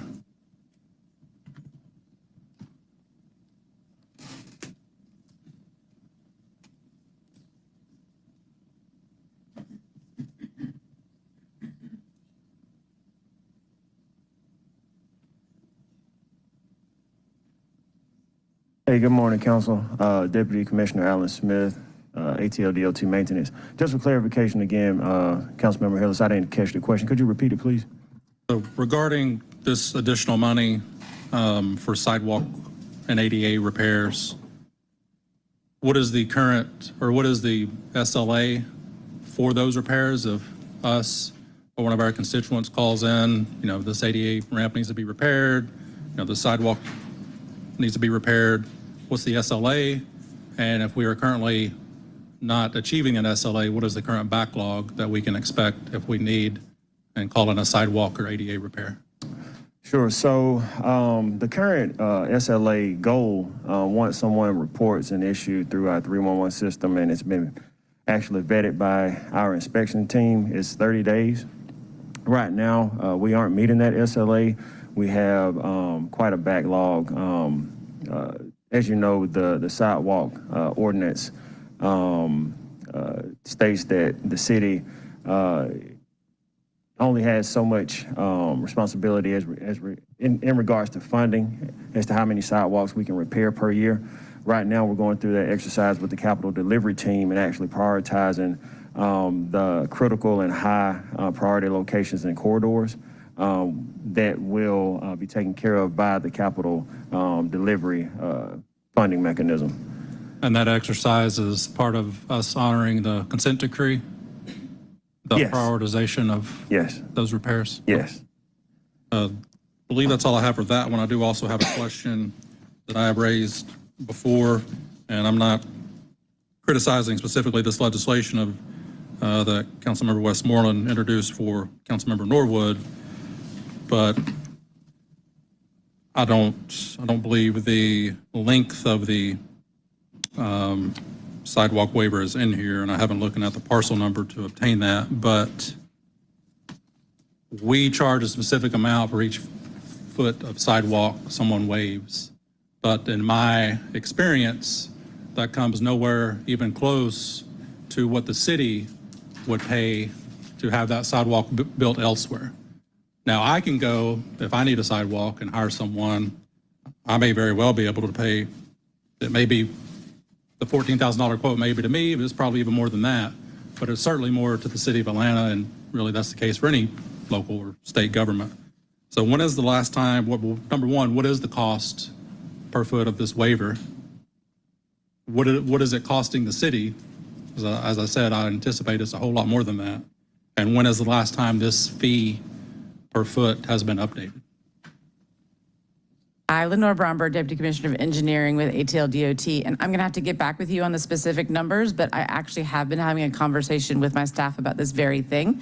I don't know the last time the fees were adjusted, but we do have some concerns about finding the right approach. There may be retaining walls, other sorts of site factors that we need to make sure we're considerate of. But at the same time, we also want to make sure that we're being reasonable with the ask that we make. In my other experiences in the Metro Atlanta area, that can be a very tricky subject. So let me get some information and get back to you. I should be able to get you something by the end of the week. It's specific to this location, but I do know that's something we talked about very carefully with this one. And then we want to make sure that we have a conversation about what we need to do to make sure that we've got a policy in place that is reflective of the very needs that you just mentioned. And just given that issue, I won't do sidewalk waivers anymore. I instead do relocation agreements. But District 9 sidewalk waiver money pot, if you can call it that, given the minuscule amount that's in it, has been paid into for years, even the years of my predecessor, 8+ years ago. And the reason it's not been used is because I could basically build a sidewalk from here to probably DC Moore or you, and that would be it. Even though many parcels have paid into that. So look forward to hearing updates on that. Thank you. Next speaker, Councilmember Juan. Thank you. I want to talk to the two pieces of legislation, same two pieces. I'll start with the one about the sidewalks, though. We're hearing from one of our colleagues that they've just learned recently that planning has administrative authority to waive this fee. Is that correct? And basically by waiving, I'm saying not to redirect it into a district fund, but to just waive it completely. Is that correct?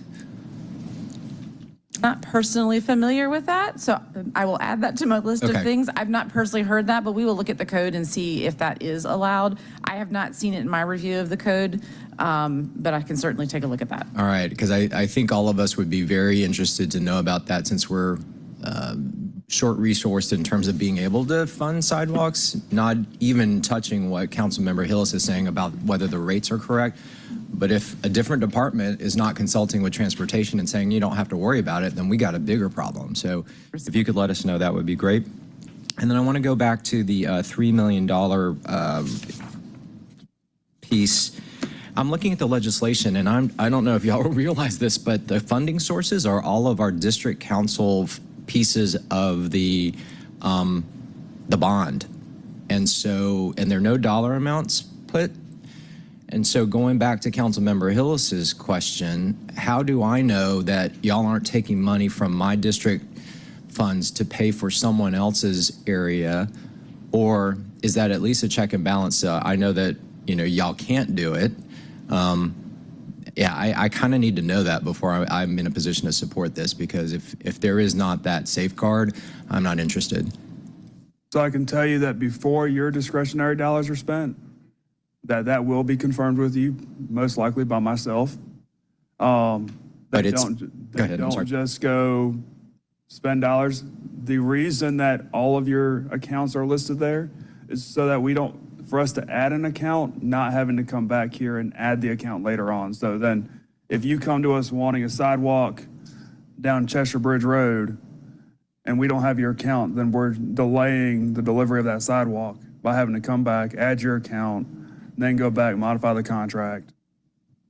I gotcha, but I'd feel better if there were some or other bigger citywide buckets of funding buckets in here as options as well, and I don't see them. Right now, you're just going to pull from a district, and you may come to me, and I have a feeling y'all are going to come and ask the rest of us district folks to fund some World Cup downtown stuff, and I don't want to get put in that position when you have other buckets you can be pulling from for that. So I've got a problem with this now, based on your answer and based on what I'm seeing. And unless someone can make me feel comfortable with additional funding sources that should be in here, I'm not going to be in a position to support this.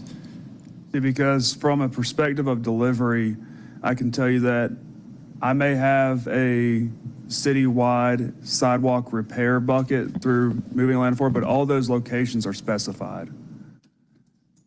So okay, you're digging further in where I'm gonna dig in and say no to this then, because then yeah, I mean, if we're gonna have a preponderance of activity not in other council, in a certain area because of a 2026 event, you're not going to pull from my money. I can tell you that much. See, but I can tell you right off the bat that a lot of that sidewalk that is getting done through the Moving Atlanta Forward dollars and the Renew dollars are coming through the IDIQ contract.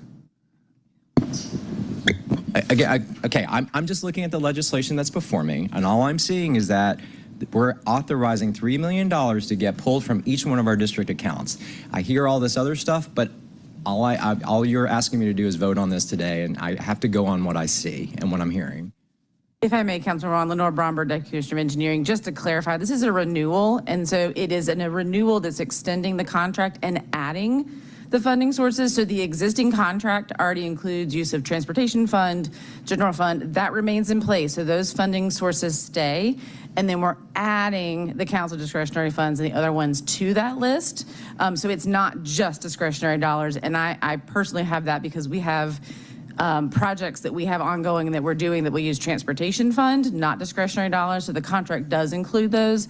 I just confirmed that with my staff to make sure that was correct. And if it's not, we certainly will need to revisit that. But that is, the existing contract does include other funding sources. And this is an extension for that time, and then adding a funding amount, and then the other account lines. Okay.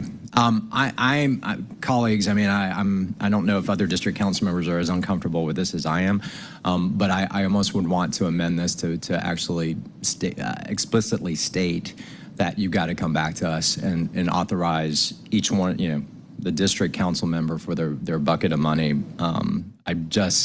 I'm not comfortable with this.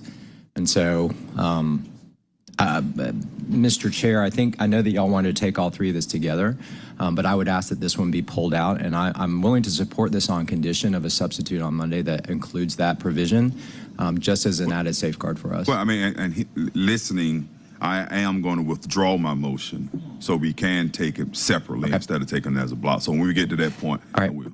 Thank you. I yield. Next speaker would be Councilwoman Overstreet. Yeah, so I actually had my light on to speak of Councilmember Wan's first question, because I was in the committee meeting when they spoke about the fact that they could just waive the sidewalks. City planning could just waive the sidewalks.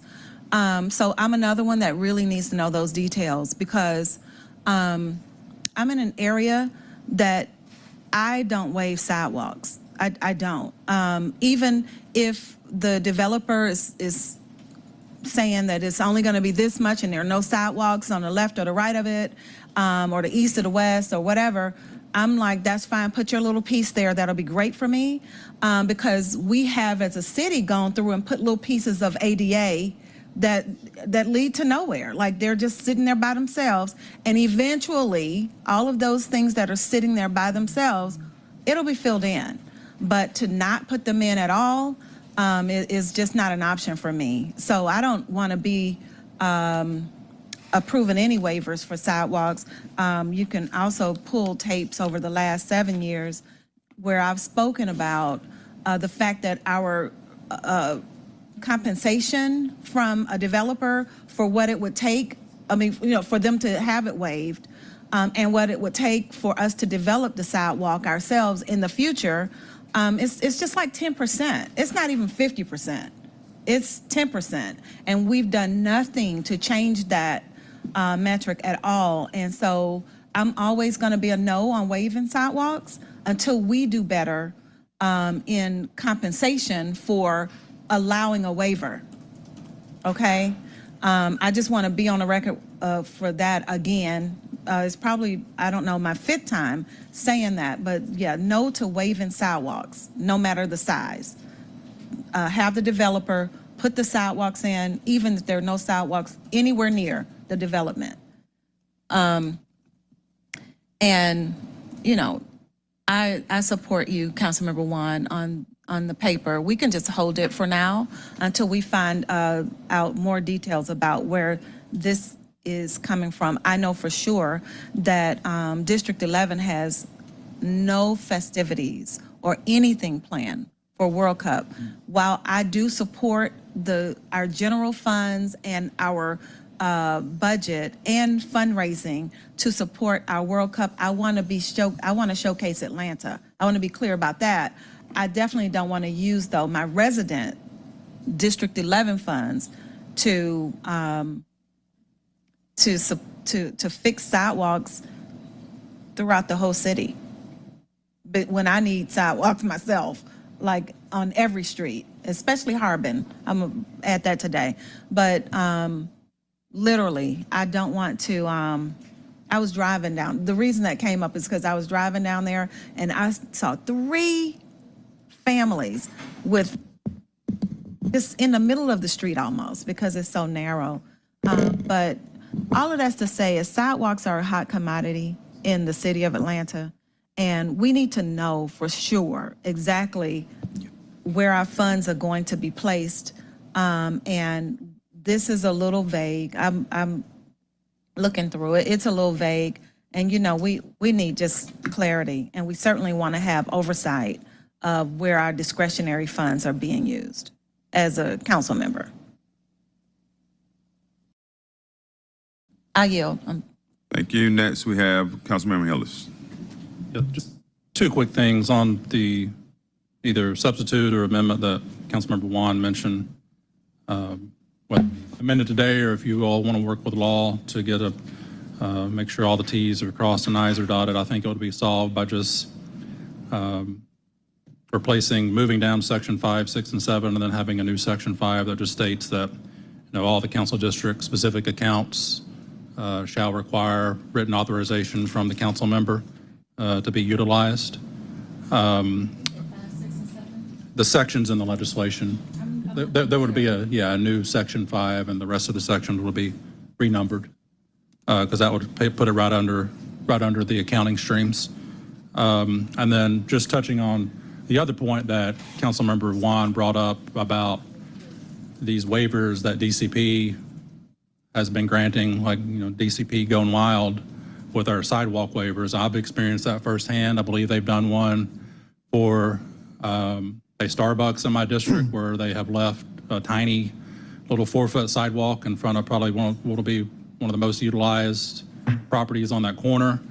They have done one in my neighborhood at a mixed-use development where when I was neighborhood vice president, we specifically rezoned that corridor to require wide sidewalks, mixed use, and they have not only waived the requirement to replace the sidewalk with a sidewalk that is proper for that zoning, they've also allowed them to leave all of the, I believe, 3 or 4 basically dead driveway aprons that aren't even going to be used, which is, even though they're maybe properly done, it's still a hazard to people who rely on ADA compliant sidewalks. So you said you would touch base with planning, DC Bromberg, and just requested that meeting happen as soon as possible so we can put hopefully a stop to some of these waivers that they're granting. Thank you. So I think law has a response to the waiver. Yes, Chairperson Amos John Gall with the Law Department. I just want to clarify a couple points on Councilperson Norwood's bill. This specifically deals with the subdivision provisions associated with sidewalks that aren't currently in existence in a subdivision, and the requirement that the subdivision have sidewalks as it's being built out, which is a different issue and of equal concern as far as the ability of DCP to be able to waive sidewalk requirements. The provision that Councilperson Norwood and Councilperson Westmoreland are seeking to waive is not something that anybody other than council can waive. That provision is specifically deals only with the subdivision issues and not the issues that Councilperson Overstreet and Councilperson Hillis are dealing with under these here. So it doesn't change any of your concerns at all, but for this specific issue, this is not an issue that DCP can waive. Only council is in the position to waive this ordinance, and which is why it's presented here by Councilperson Norwood. You know, we're combining 3 pieces of legislation, so we're aware we're talking about totally different types of waivers, but the only concern that was brought up with Councilmember Westmoreland and Councilmember Norwood's legislation was what we talked to DC Bromberg about, and that's the fee that is charged for that. It is way under what it should be if the city wants to take that money to go build a sidewalk elsewhere, which is what it's meant to cover. Yes, sir. Yeah. Okay, our next speaker will be Councilmember Lewis. So, can you clarify one thing on the legislation you just spoke of, that so new subdivisions in the city of Atlanta no longer will have to put in sidewalks with this if this passes? No, sir, that's not what I'm saying at all. What I'm saying is under the code, they are required to put in the sidewalks. And and this legislation is seeking to waive that provision. Just for that specific look, gotcha. Yes. So I stand with Councilmember One, I stand with Councilmember Hillis, I stand with Councilmember Overstreet in saying do not use District 12 funding for any of this. In fact, until Pryor Road, Jonesboro Road, Hutchins Road have their sidewalk, please don't spend $1 out of District 12 funding, because we don't see $1 coming to our district that's not specifically, that we didn't specifically fight for. Not one person have given us anything on our south side of the city of Atlanta. We're looking, we wish that we was one of the teams, one of the positions that you were helping out like this, so please don't spend our funding. Thank you of that. Thank you. Next speaker is. You want to respond to that? Oh, yeah. You want to respond? Yeah, I just want to reiterate the piece here that those district discretionary accounts are an available resource, but I can guarantee you, without your knowledge, your dollars are not being spent to just go build a sidewalk, repair a sidewalk. I can tell you specifically, there have been council members that have wanted sidewalk projects, and this is the contract that has gone out historically and done those sidewalks. So having that available funding source there is what that's used for. So, just for clarification, because I'm a little bit confused. This legislation, is it for a sidewalk contractor agreement that will repair sidewalks just downtown for the World Cup, or for projects that have already been identified, whether by us individually for our districts or other projects that have been identified by the department? The latter, sir. This is a renewal to an existing contract we've had in place for a couple of years now, and this allows the contractor to go out and do those projects y'all identify. Okay, so this is not specifically World Cup. Gives me some peace of mind, because my concern was, the narrative up here has been, this is going to be used to suck money out of district discretionary dollars to put elsewhere, right? And my concern was, like, I've already told y'all what I want all my district discretionary dollars to go to. Still waiting for a shovel in the ground, but I've told you what it's, so there's no money to go to something new that I haven't already identified. But will these dollars flow to projects that I or my colleagues may have identified in our districts for sidewalk repair? Yes. Okay.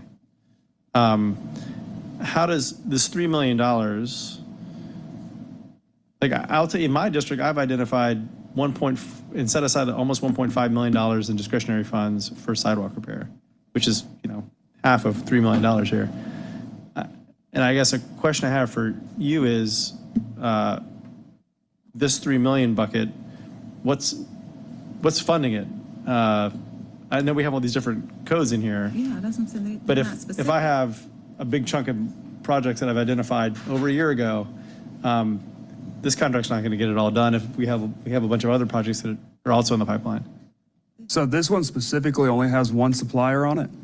And so you have to think about what their capacity is within a year. And so, but we also have the IDIQ contract that the last contract just got issued and executed. And that has a much higher dollar threshold. And so there's now starting to be multiple contracts that can go do sidewalks, that can go do other work for DOT around the city. So this is just one of them that you have to keep into account. You wouldn't want to put on this one contractor within a year $20 million. And so you have to keep scale and capacity in mind.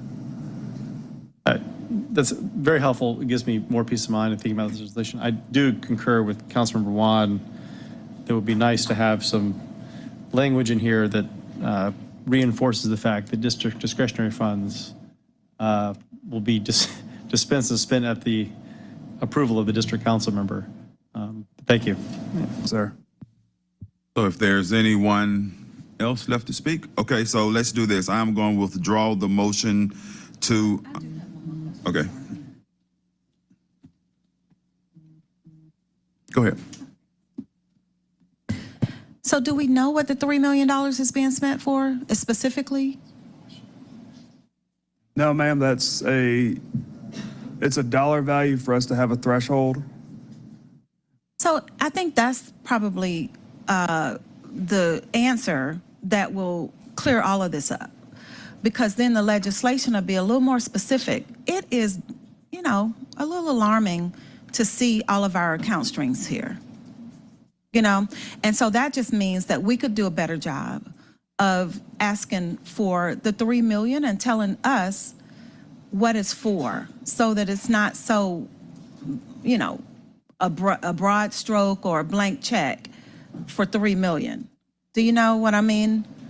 And because that's what it looks like. As I scroll through and I see all district funds, like all of us, and then I see 3 million, it's like we're authorizing for you all to figure it out as you go. And that's not what feels comfortable for us.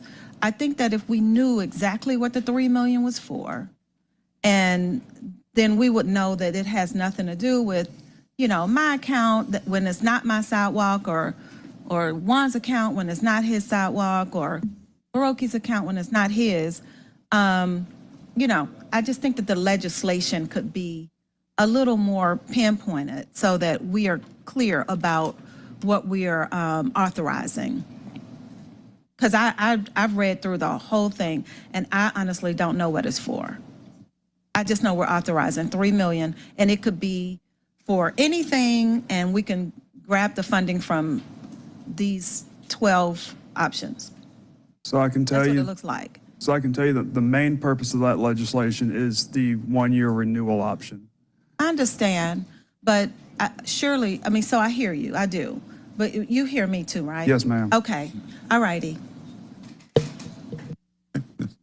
Thank you. So, like I said, I would draw my motion to take them as a block. We'll take them individually. I think there may be another motion for number 3.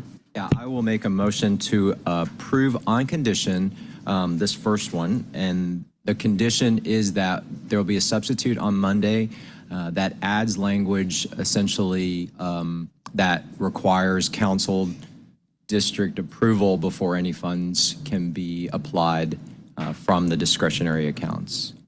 Pre-approval, a written approval. I just think it should be legislation. A written approval. Yeah, let's figure that out between now and Monday, but that's the condition. We got to tighten that a little bit.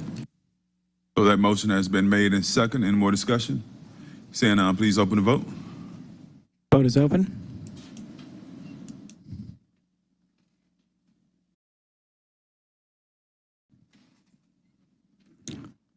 Vote is closed. Item is favorable. Next item, make a motion to approve item number 4. Motion made, second. Item number 3 was favorable on condition, correct? Favorable on condition, correct. Now I make a motion to approve item number 4. Motion made and second. Please open the vote. Vote is open.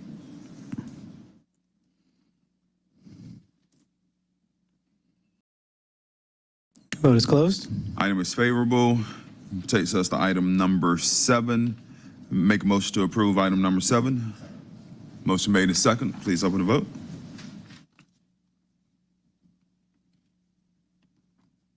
Vote is open.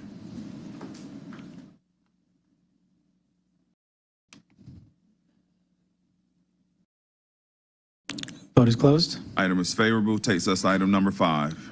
Item number 5. Mr. Chair, there is a request to amend this item. The amendment would add language waiving the requirement section 2-910 of the Atlanta City Code of Ordinances to the caption and throughout the recitals. Motion to amend. Motion made and second. Please open the vote. Vote is open.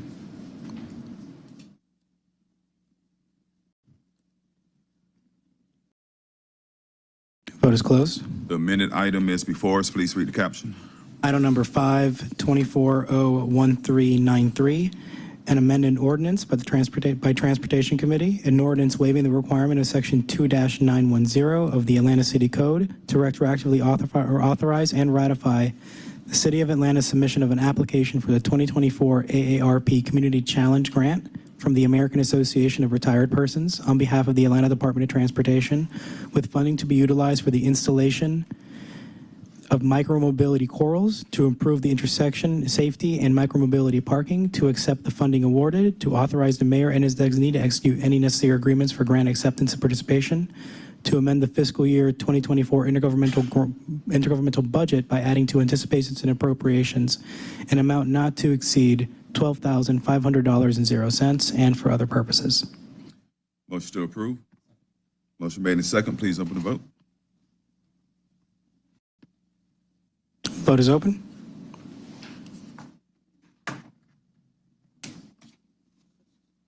Vote is closed. Item is favorable. Takes us to item number 6. Item number 6, Mr. Chair, there is also a request to amend this item as well. Motion made in second. Please open the vote. Vote is open. For the record, the amendment changes the boundaries of the no parking restriction from Woodland Hills Avenue Northeast to the Atlanta city limits.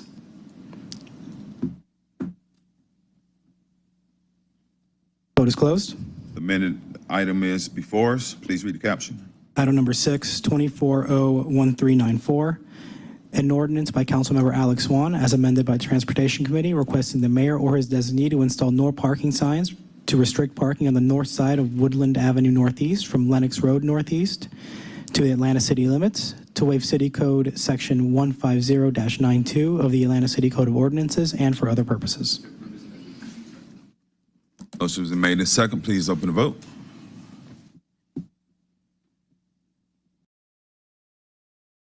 Vote is open.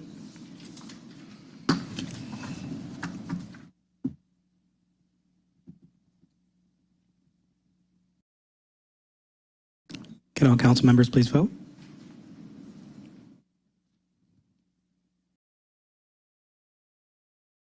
Vote is closed. Item is favorable. That takes us to our resolutions. Number 8, please. Item number 8, 24R3839, a resolution by Councilmember Andrea L. Boone authorizing the mayor or his designee to execute an agreement for a contract number listed herein for the Fairborn Road Complete Streets with Astro Group Incorporated on behalf of the Atlanta Department of Transportation for a term of 2 years with one-year renewal option and an amount not to exceed $33,200,000.00. All contracted work will be charged to and paid from the fund department, organization, and account numbers listed, and for other purposes. Motion to approve. Item has been, motion has been made and second. Please open the vote. Oh, we have a speaker. All right, thank you, Mr. Chair. This is going to be the second verse, same as the first.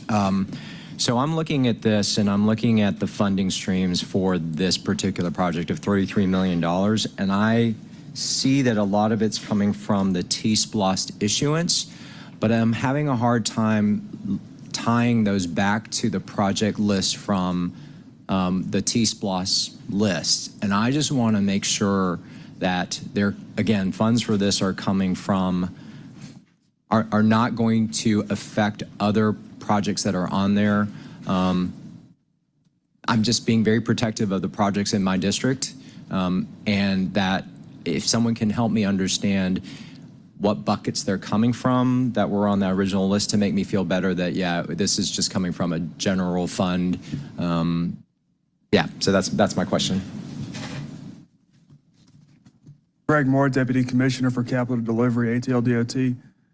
The funds listed on that legislation do not affect any other projects listed within the Renew program. Not Renew, moving the T-SPLOST. Sorry, I grouped those together, but it is not impacting any remaining projects there. So, but then if I look at the list, who can show me which item this is coming from? I just need that as an extra safeguard, because I'm not seeing any except for some of the like inflation. There's an overhead bucket, inflation escalation cost, state of Georgia 1% costs that are not specific that would cover the amounts that are listed here. And that's kind of, that mapping is what I need.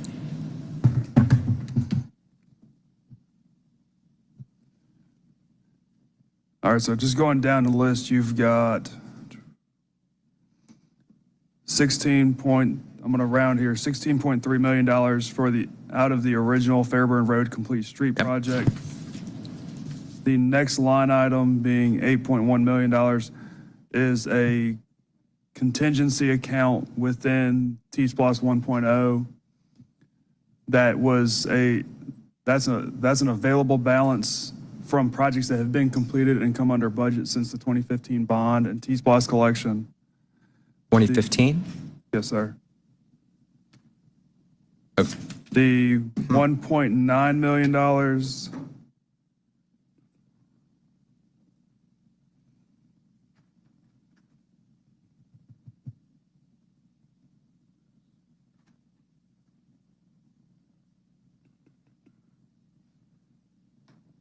All right, Mr. Chair, I'm not going to tie this up. This obviously there's going to be unreadiness from my side on this one, and if this ends up being a condition, that's fine. But again, you know, even if it's coming from the 2015, if there's extra funding somewhere in 2015, I understand that we're over budget on all the 2015 projects, so it is going to squeeze something out that we're not doing. So again, this is a theme for me, and you're going to keep hearing it until the District 6 projects all get built out, that I will get anxious about if I think money is being pulled to be able to fund some of these other projects. So I'm sure there are other questions, but Mr. Chair, at best, I'm going to support a motion to approve on condition and getting that reconciliation, and at worst, I won't be supportive of this. Our next speaker will be Councilmember Hillis. Thank you, Chairman Amos. I'll share some of the same concerns as Councilmember Juan did. But first, this is a 33.2, and I'll say that, you know, I went through this too in my district with the Howe Mill Complete Streets project that also covers Councilmember Amos and Councilmember Norwood's parts of their district. So I understand, you know, this is happening. These are, at this point, almost decade-old projects that require more funding. But this is, again, $33.2 million for this complete street. What was the initial, and I believe we did an update a few years ago, which even Howe Mill exceeded even that most recent update. So what were those two estimated costs? The original estimated costs in 15 when this was put on the list, and then what was that second updated cost, that last updated cost, versus this $33.2 million? The most recent one prior, I'd say in the last year, ranged in that $17 million mark. This one is, and then the one before that, Say it's 17? Yeah, around 17 million, so it lined up with the available budget. The original, don't quote me on this, I'd have to go pull books. It was probably sub 15 million. But again, I'd have to go pull books on that one. So I understand the 15 possibly to 17, but given you stated that 17 million was an estimate from about a year ago, how did we almost double in price? And how many bidders bid this project? I can tell you there was one bidder on this project. How many times has this project been out to bid? I know using my example again, Howe Mill went out multiple times before it got selected.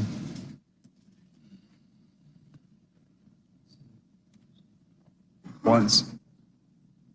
So, I know we want to get some of these rolling and going, but obviously, I guess the answer is yes, there's legislation in front of us, but are you all in procurement comfortable with awarding a $33.2 million contract, almost double cost that was estimated last year, to a contract that had a sole bidder on it, and not going back out to try to, whatever you all think you should do to get more bids for this or any other complete street project?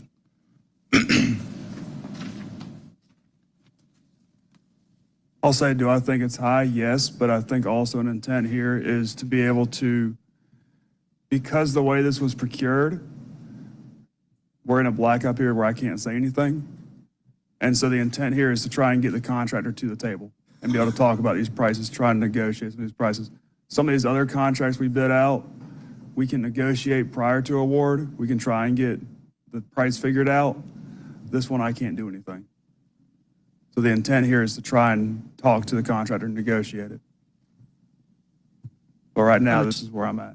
Understood, and just also highlighting, I mean, you went through a few of the funds, but, and again, we've been pushing y'all to get these projects out the door, but, some of these funds, outside of a T-SPOS list and a almost decade-old, Renew Atlanta, and I have projects in my district that are over a decade old that should be funded, at least partially, from some of these other capital funds that are outside of T-SPOS and Renew, and still haven't been, they've been through procurement, but they, of course, also came in higher and have not been awarded, and I'm talking about $2-3 million projects, not $33.2 million projects. So, while we are using other funds, other capital funds that you have access to, that is still taking possible money away from, other small projects across the city and other districts. So I just, again, have concerns about this,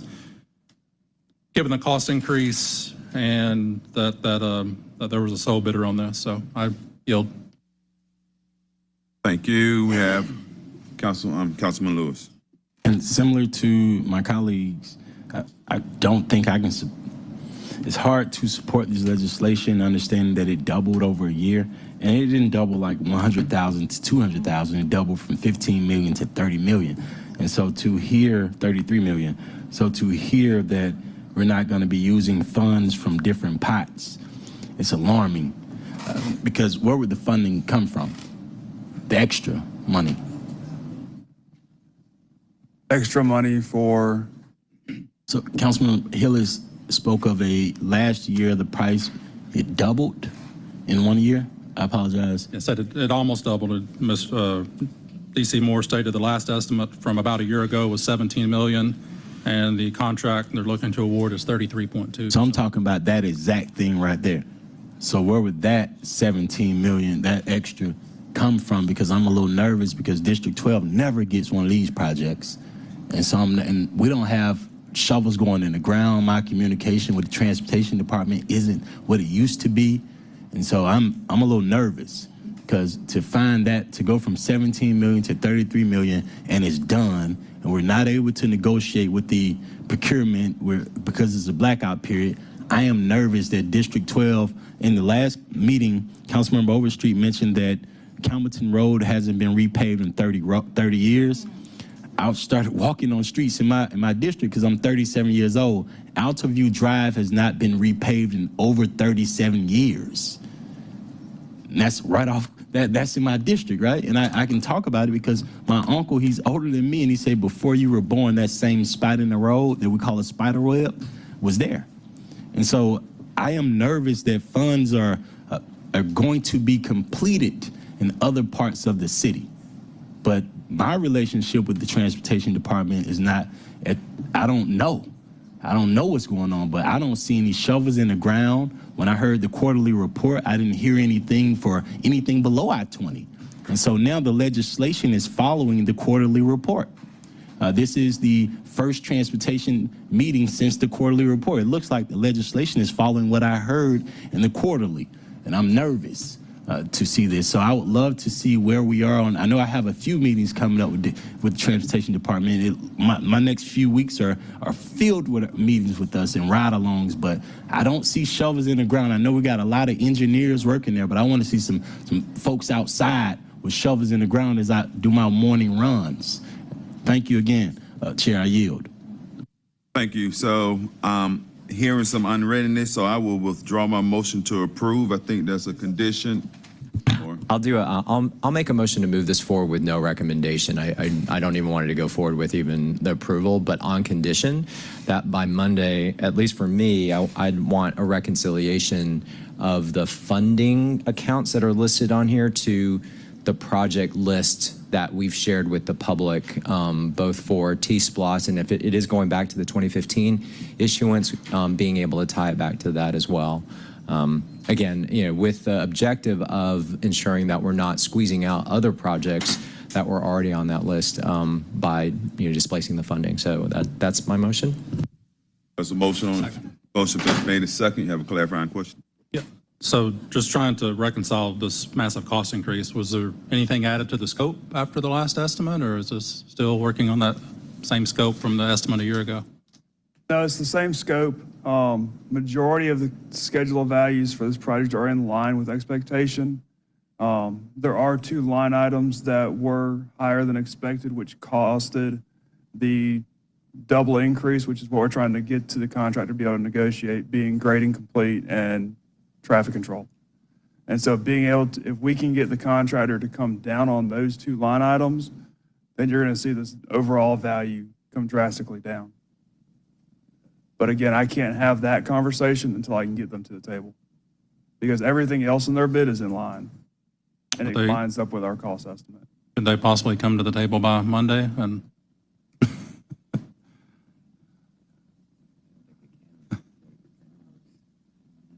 what's that? I mean, I think you said this is a blackout period, so. This is the definition to when the blackout period ends.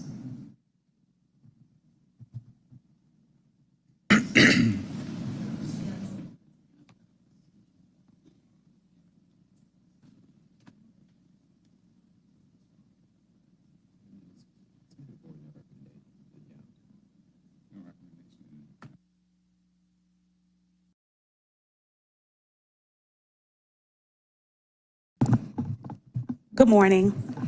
Courtney Hunt, Director of Category Management in DOP. What's the question again? So there's apparently, and I guess we can't get further details right now, but there's 2 line items in this bid that are significantly more than that was anticipated, which is contributing to at least most of this almost doubling of the cost. So, DC Moore stated he wants to have a meeting with this awardee about those 2 line items. And my question when he was at the podium is, could this happen by Monday so we can, possibly have an amendment to hopefully get this cost down before we approve an almost doubling of this contract? Yes, sir. So the interpretation of the blackout period is once it's voted on in committee today, the blackout period ends. So that conversation can be had before Monday. Okay. Thank you. You're welcome. So, ma'am, before you leave, I have a clarifying question. So the blackout period ends when the committee votes or Yes. when council votes? When committee votes. That's interesting for another conversation for another day. Okay. Okay, so there's a motion on the floor that has been made and second. We're in discussion. If you're speaking directly to the motion. It was a motion. Councilmember Juan, could you restate your motion? To move it forward with no recommendation on condition, and the condition being kind of the account string reconciliation back to the project lists for 2015 and 2022. So, you good? Okay. Motion has been made and second. No more discussion. Please open the vote. Hill is second. The vote is open.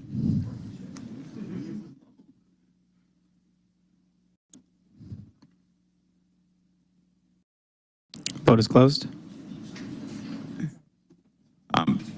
Should they say favorable? No. But is no recommendation. It should say this item will move forward without recommendation on condition. I just want to state it for the record. Okay, we are losing 2 of our team members. They have other prior engagement, so thank you, gentlemen. That takes us to item number 9. I see we have to amend it, so I make a motion to amend. Second. Motion has been made and second. The amendment just makes minor language changes to throughout the legislation, for the record. Please open the vote. Vote is open.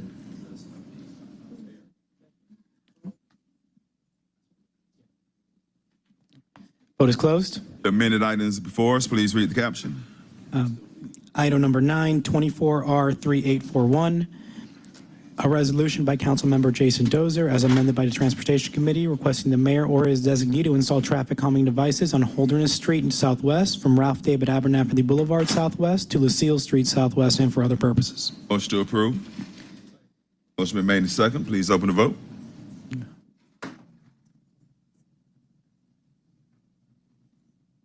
The vote is open.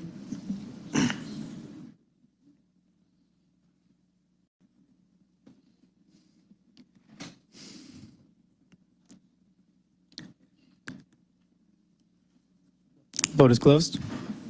Item is favorable. That brings us to item number 10, 24R3842, a resolution by Councilmember Jason Dozer requesting the mayor or his designee to install traffic calming devices on Pineview Terrace Southwest from Westmont Road Southwest to Cascade Avenue Southwest and for other purposes. Motion to approve. Motion been made and second. Please open the vote. Vote is open.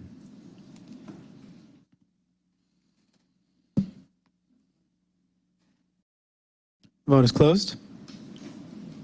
Item is favorable. Takes us item number 11. I make a motion to amend. For the record, the amendment makes minor language changes throughout the legislation and changes the caption to include directionals for some certain streets. Vote is open.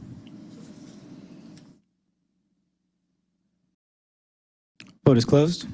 Amended item is before us. Please read the caption. Item number 11, 24R3843, a resolution by Councilmember Jason Dozer, as amended by the Transportation Committee, requesting the mayor or his designee to install traffic calming devices on Peoples Street Southwest from Dunley Avenue Southwest to Arlington Avenue Southwest and for other purposes. Motion to approve. Motion has been made and second. Please open the vote. Vote is open.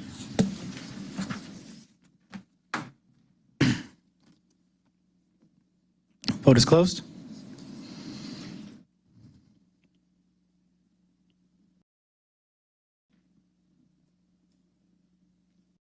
Amended item is favorable. Item number 12. Item number 12, 24R3844, a resolution by Councilmember Amir Faroki authorizing the mayor or his designee on behalf of the City of Atlanta to execute an encroachment agreement with the Georgia Historical Society for the purpose of installing a historical marker in front of the headquarters of Anthem/Blue Cross Blue Shield of Georgia, located at 740 West Peachtree Street Northwest, Atlanta, Georgia, 30308, within the West Peachtree Street right-of-way, to highlight the history of the insurance industry and describe the impact of Anthem/Blue Cross Blue Shield of Georgia on shaping Georgia's economic landscape and for other purposes.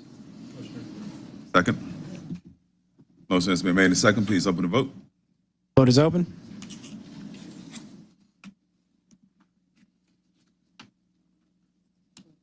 Vote is closed. Item is favorable. Takes us item number 13. I see we have an amendment, so motion to amend. Motion has been made and second. Vote is open. For the record, the amendment makes minor changes to the language throughout the legislation and changes the caption by adding directionals to roads where they are silent right now. Thank you. Vote is closed. The amended item is before us. Please read the caption. Item number 13, 24R3845, a resolution by Councilmember Dustin Hillis as amended by the Transportation Committee requesting the mayor or his designee to install traffic calming devices on Bowler Road Northwest between DeForest Ferry Road Northwest and Hanover West Drive Northwest in order to reduce speeding and for other purposes. Motion to approve. Motion been made and second. Please open the vote.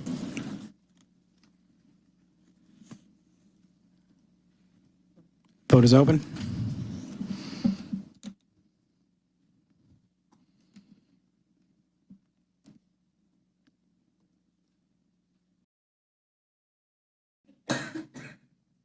Vote is closed. Amended item is favorable. Takes us item number 14. I think we need another amendment. Motion to amend. Motion has been made and second. Please open the vote. Vote is open. The amendment makes minor changes to the language throughout the legislation.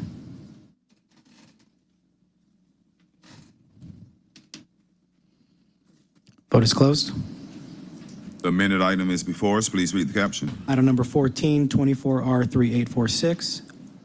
A resolution by Councilmember Dustin Hillis as amended by Transportation Committee requesting the mayor or his designee to install traffic calming devices on Browntown Road Northwest between Hollywood Road Northwest and James Jackson Parkway Northwest in order to reduce speeding and for other purposes. Motion to approve. Motion been made and second. Please open the vote. Vote is open.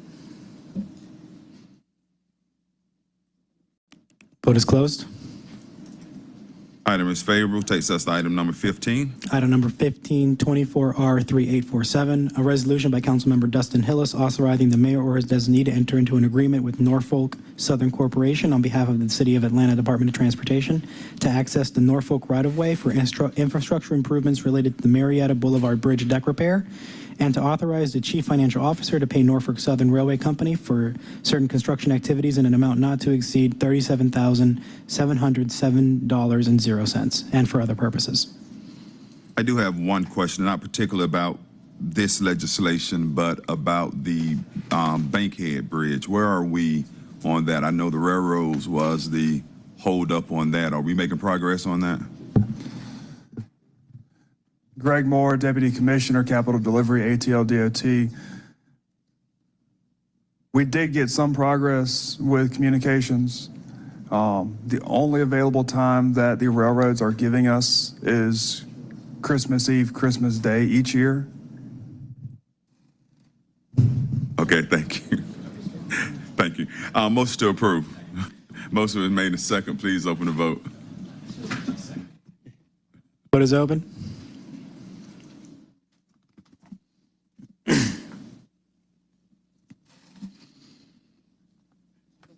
Vote is closed. Item is favorable. Brings us to item 16. Item number 16, there is a request and motion to amend this item. The amendment would just correct language throughout the legislation. Motion to amend. Motion is made in second. Please open the vote. Vote is open.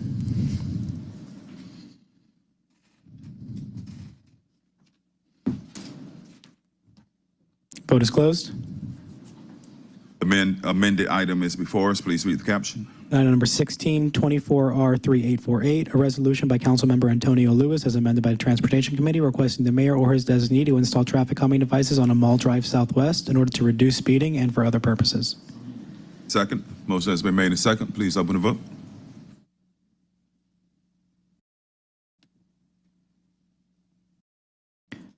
Vote is open.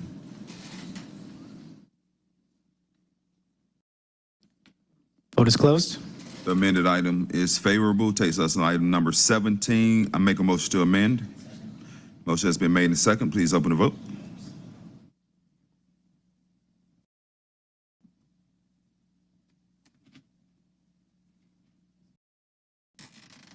Vote is open.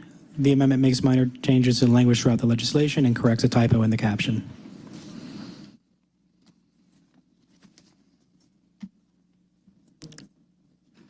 Can all council members please vote?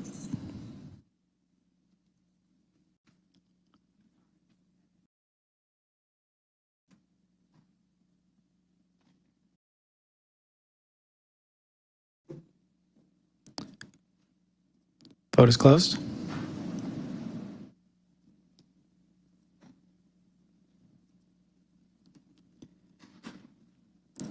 The amended item is before us.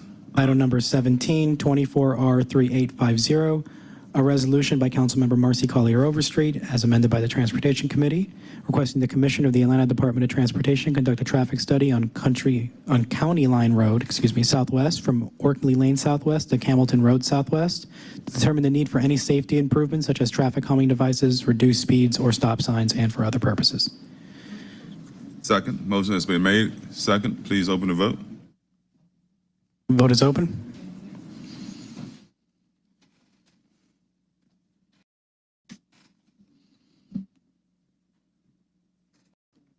Vote is closed. Thank you. Item is favorable. And Mr. Overton, can we make sure we make that correction as it go to full council? Yes, sir. From country to county. Thank you. Item number 18.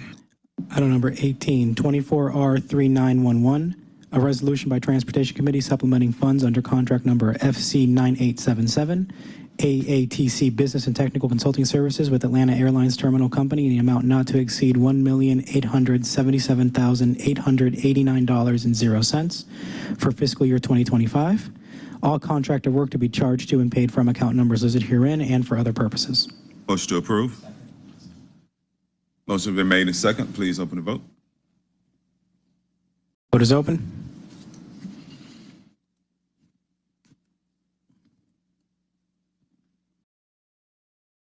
Vote is closed.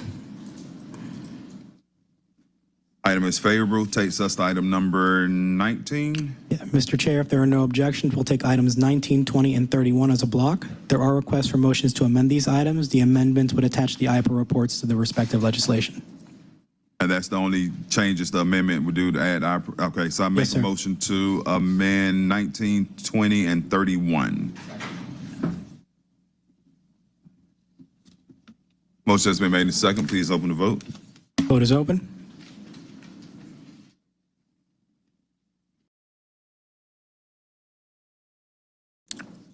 Can all council members please vote? Vote is closed.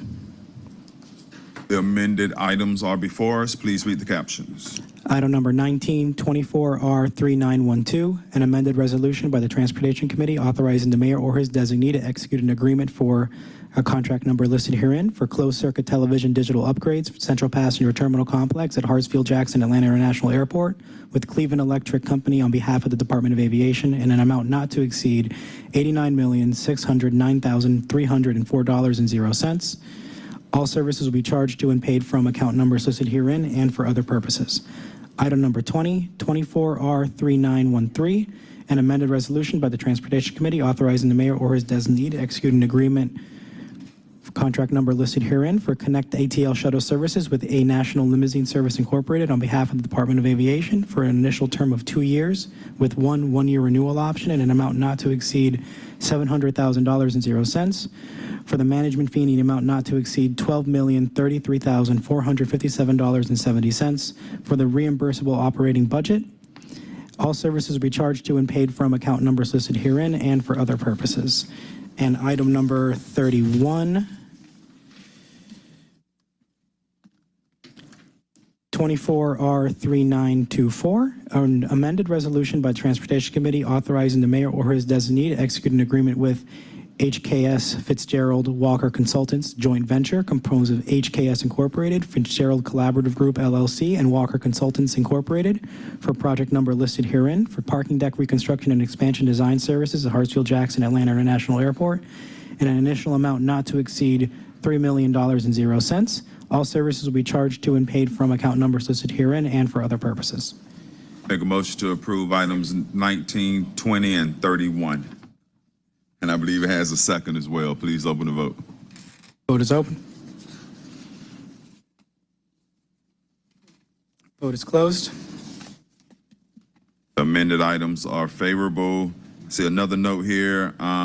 Without objection, we'll take items 21, 27, 28, 29, and 32 as a block. Yes, sir. Item number 21. 24R3914, a resolution by Transportation Committee increasing the compensation limit and authorizing the aviation general manager or her designee to issue task orders for project number FC 8468, domestic terminal parking reconstruction and replacement design phase services at Hartsfield-Jackson Atlanta International Airport, which HKS Fitzgerald Walker Parking Thornton Tomasetti joint venture, a joint venture comprised of HKS Incorporated, Fitzgerald Collaborative Group LLC, Walker Parking Consultants / Engineers Incorporated, and Thornton Tomasetti Incorporated, in an amount not to exceed $7,089,204.00. All services will be charged to and paid from account numbers listed herein and for other purposes. Item number 27, a resolution by the Transportation Committee supplementing a task order fund in an amount not to exceed $1,750,000.00 for use under contract number listed herein for on-call comprehensive environmental services at Hartsfield-Jackson Atlanta International Airport with ACOM Technical Services Incorporated for Department of Aviation on a task order basis. All services will be charged to and paid from account numbers listed herein and for other purposes. Item number 28, 24R3921, a resolution by Transportation Committee supplementing a joint component guaranteed maximum price fund in an amount not to exceed $153,871,166.00 for use under 4 on-call construction management at-risk contracts for services at Hartsfield Jackson Atlanta International Airport. All services will be charged to and paid from account numbers listed herein and for other purposes. Item number 29, 24R3922, a resolution by Transportation Committee supplementing a task order fund, in an amount not to exceed $2,283,333.00 for use under a contract listed herein for on-call electrical services at Hartsfield Jackson Atlanta International Airport with Cleveland and Telespring, a joint venture for the Department of Aviation on a task order basis. All services will be charged to and paid from account numbers listed herein and for other purposes. And finally, item number 32, 3925, a resolution by Transportation Committee supplementing a joint task order fund in an amount not to exceed $1,333,333.00 for use under 2 quality assurance materials testing, subsurface investigations, and special inspections contracts for contract number FC 977A, Terracan Oasis Joint Venture, and FC 9777B, ATLQA, a joint venture, to provide inspections, subsurface investigations, and testing during the construction of various airport projects for the Department of Aviation on a task order basis. All services will be charged to and paid from account numbers listed herein and for other purposes. Thank you. Motion to approve item number 21, 27, 28, 29, and 32. Motion is made and second. Please open the vote. Vote is open. Vote is closed. Those items are favorable. Takes us to item number 22. Item number 22. Mr. Chair, there is a request to substitute this item. The substitute will correct the funding sources. Motion to substitute. Motion been made and second. Please open the vote. Vote is open.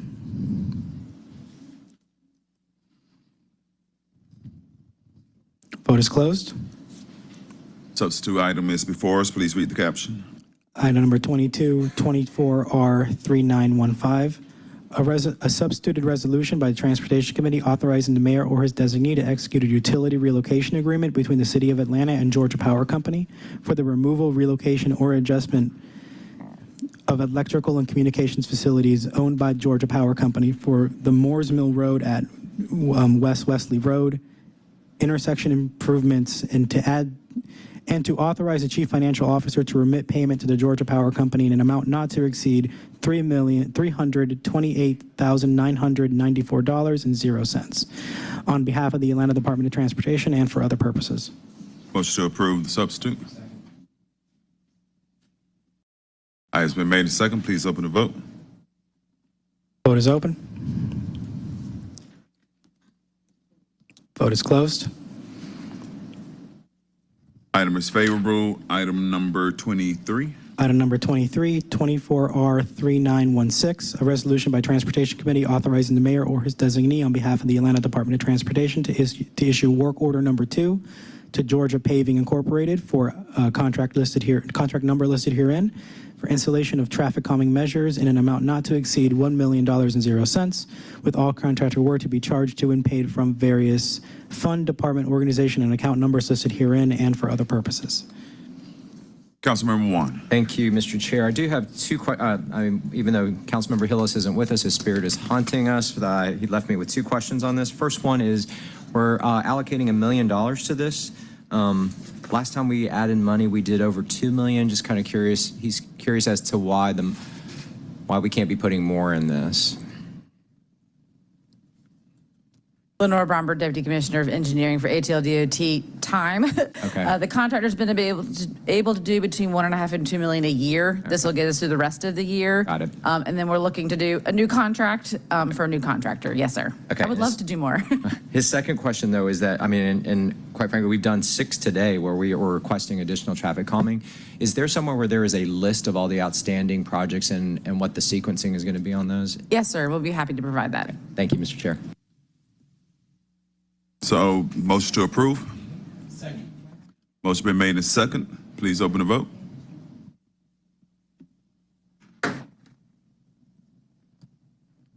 Vote is open.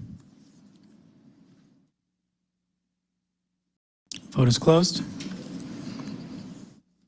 Item is favorable. Takes us to item number 24. Item number 24, 24R3917, a resolution by Transportation Committee authorizing the mayor or his designee to enter into the First Amendment to contract listed herein for general engineering services for the Atlanta Department of Transportation with a collection of joint ventures listed herein on behalf of the Atlanta Department of Transportation, and to add additional funding to continue the general engineering services for the capital delivery program in an amount not to exceed $25 million and 0 cents, with all funds to be charged to and paid from the project account and account numbers listed herein and for other purposes. Motion to approve. Motion been made and second. Please open the vote. Vote is open.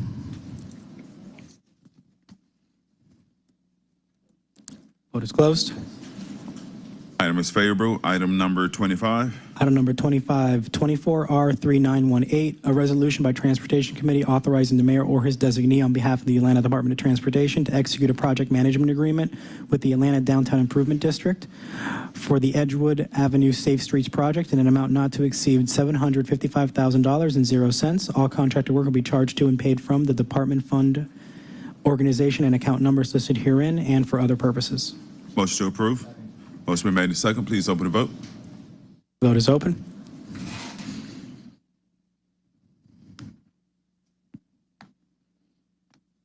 Vote is closed.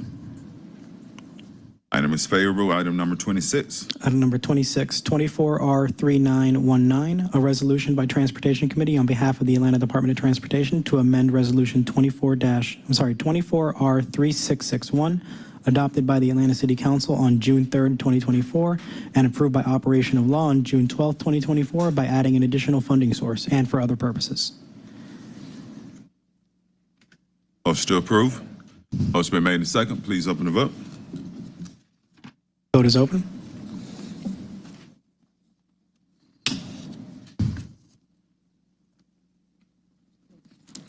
Vote is closed. Item is favorable. That takes us to item number 30, in which I think we need to hold. So motion to hold. Item number 30, 24R3923, a resolution by Transportation Committee authorizing the mayor or his designee to execute an agreement for a contract number listed herein for landside electrical on-call at Hartsfield-Jackson Atlanta International Airport with Brooks Berry and Haney Electric on behalf of the Department of Aviation for a term of 3 years with 1 2-year renewal option in an amount not to exceed $2,730,000 and 0 cents. All contractor work will be charged to and paid from account numbers listed herein and for other purposes. I jumped the gun on that a little bit. Now I make my motion to hold. Yes, sir. And motion been made to second. Please open the vote. Vote is open.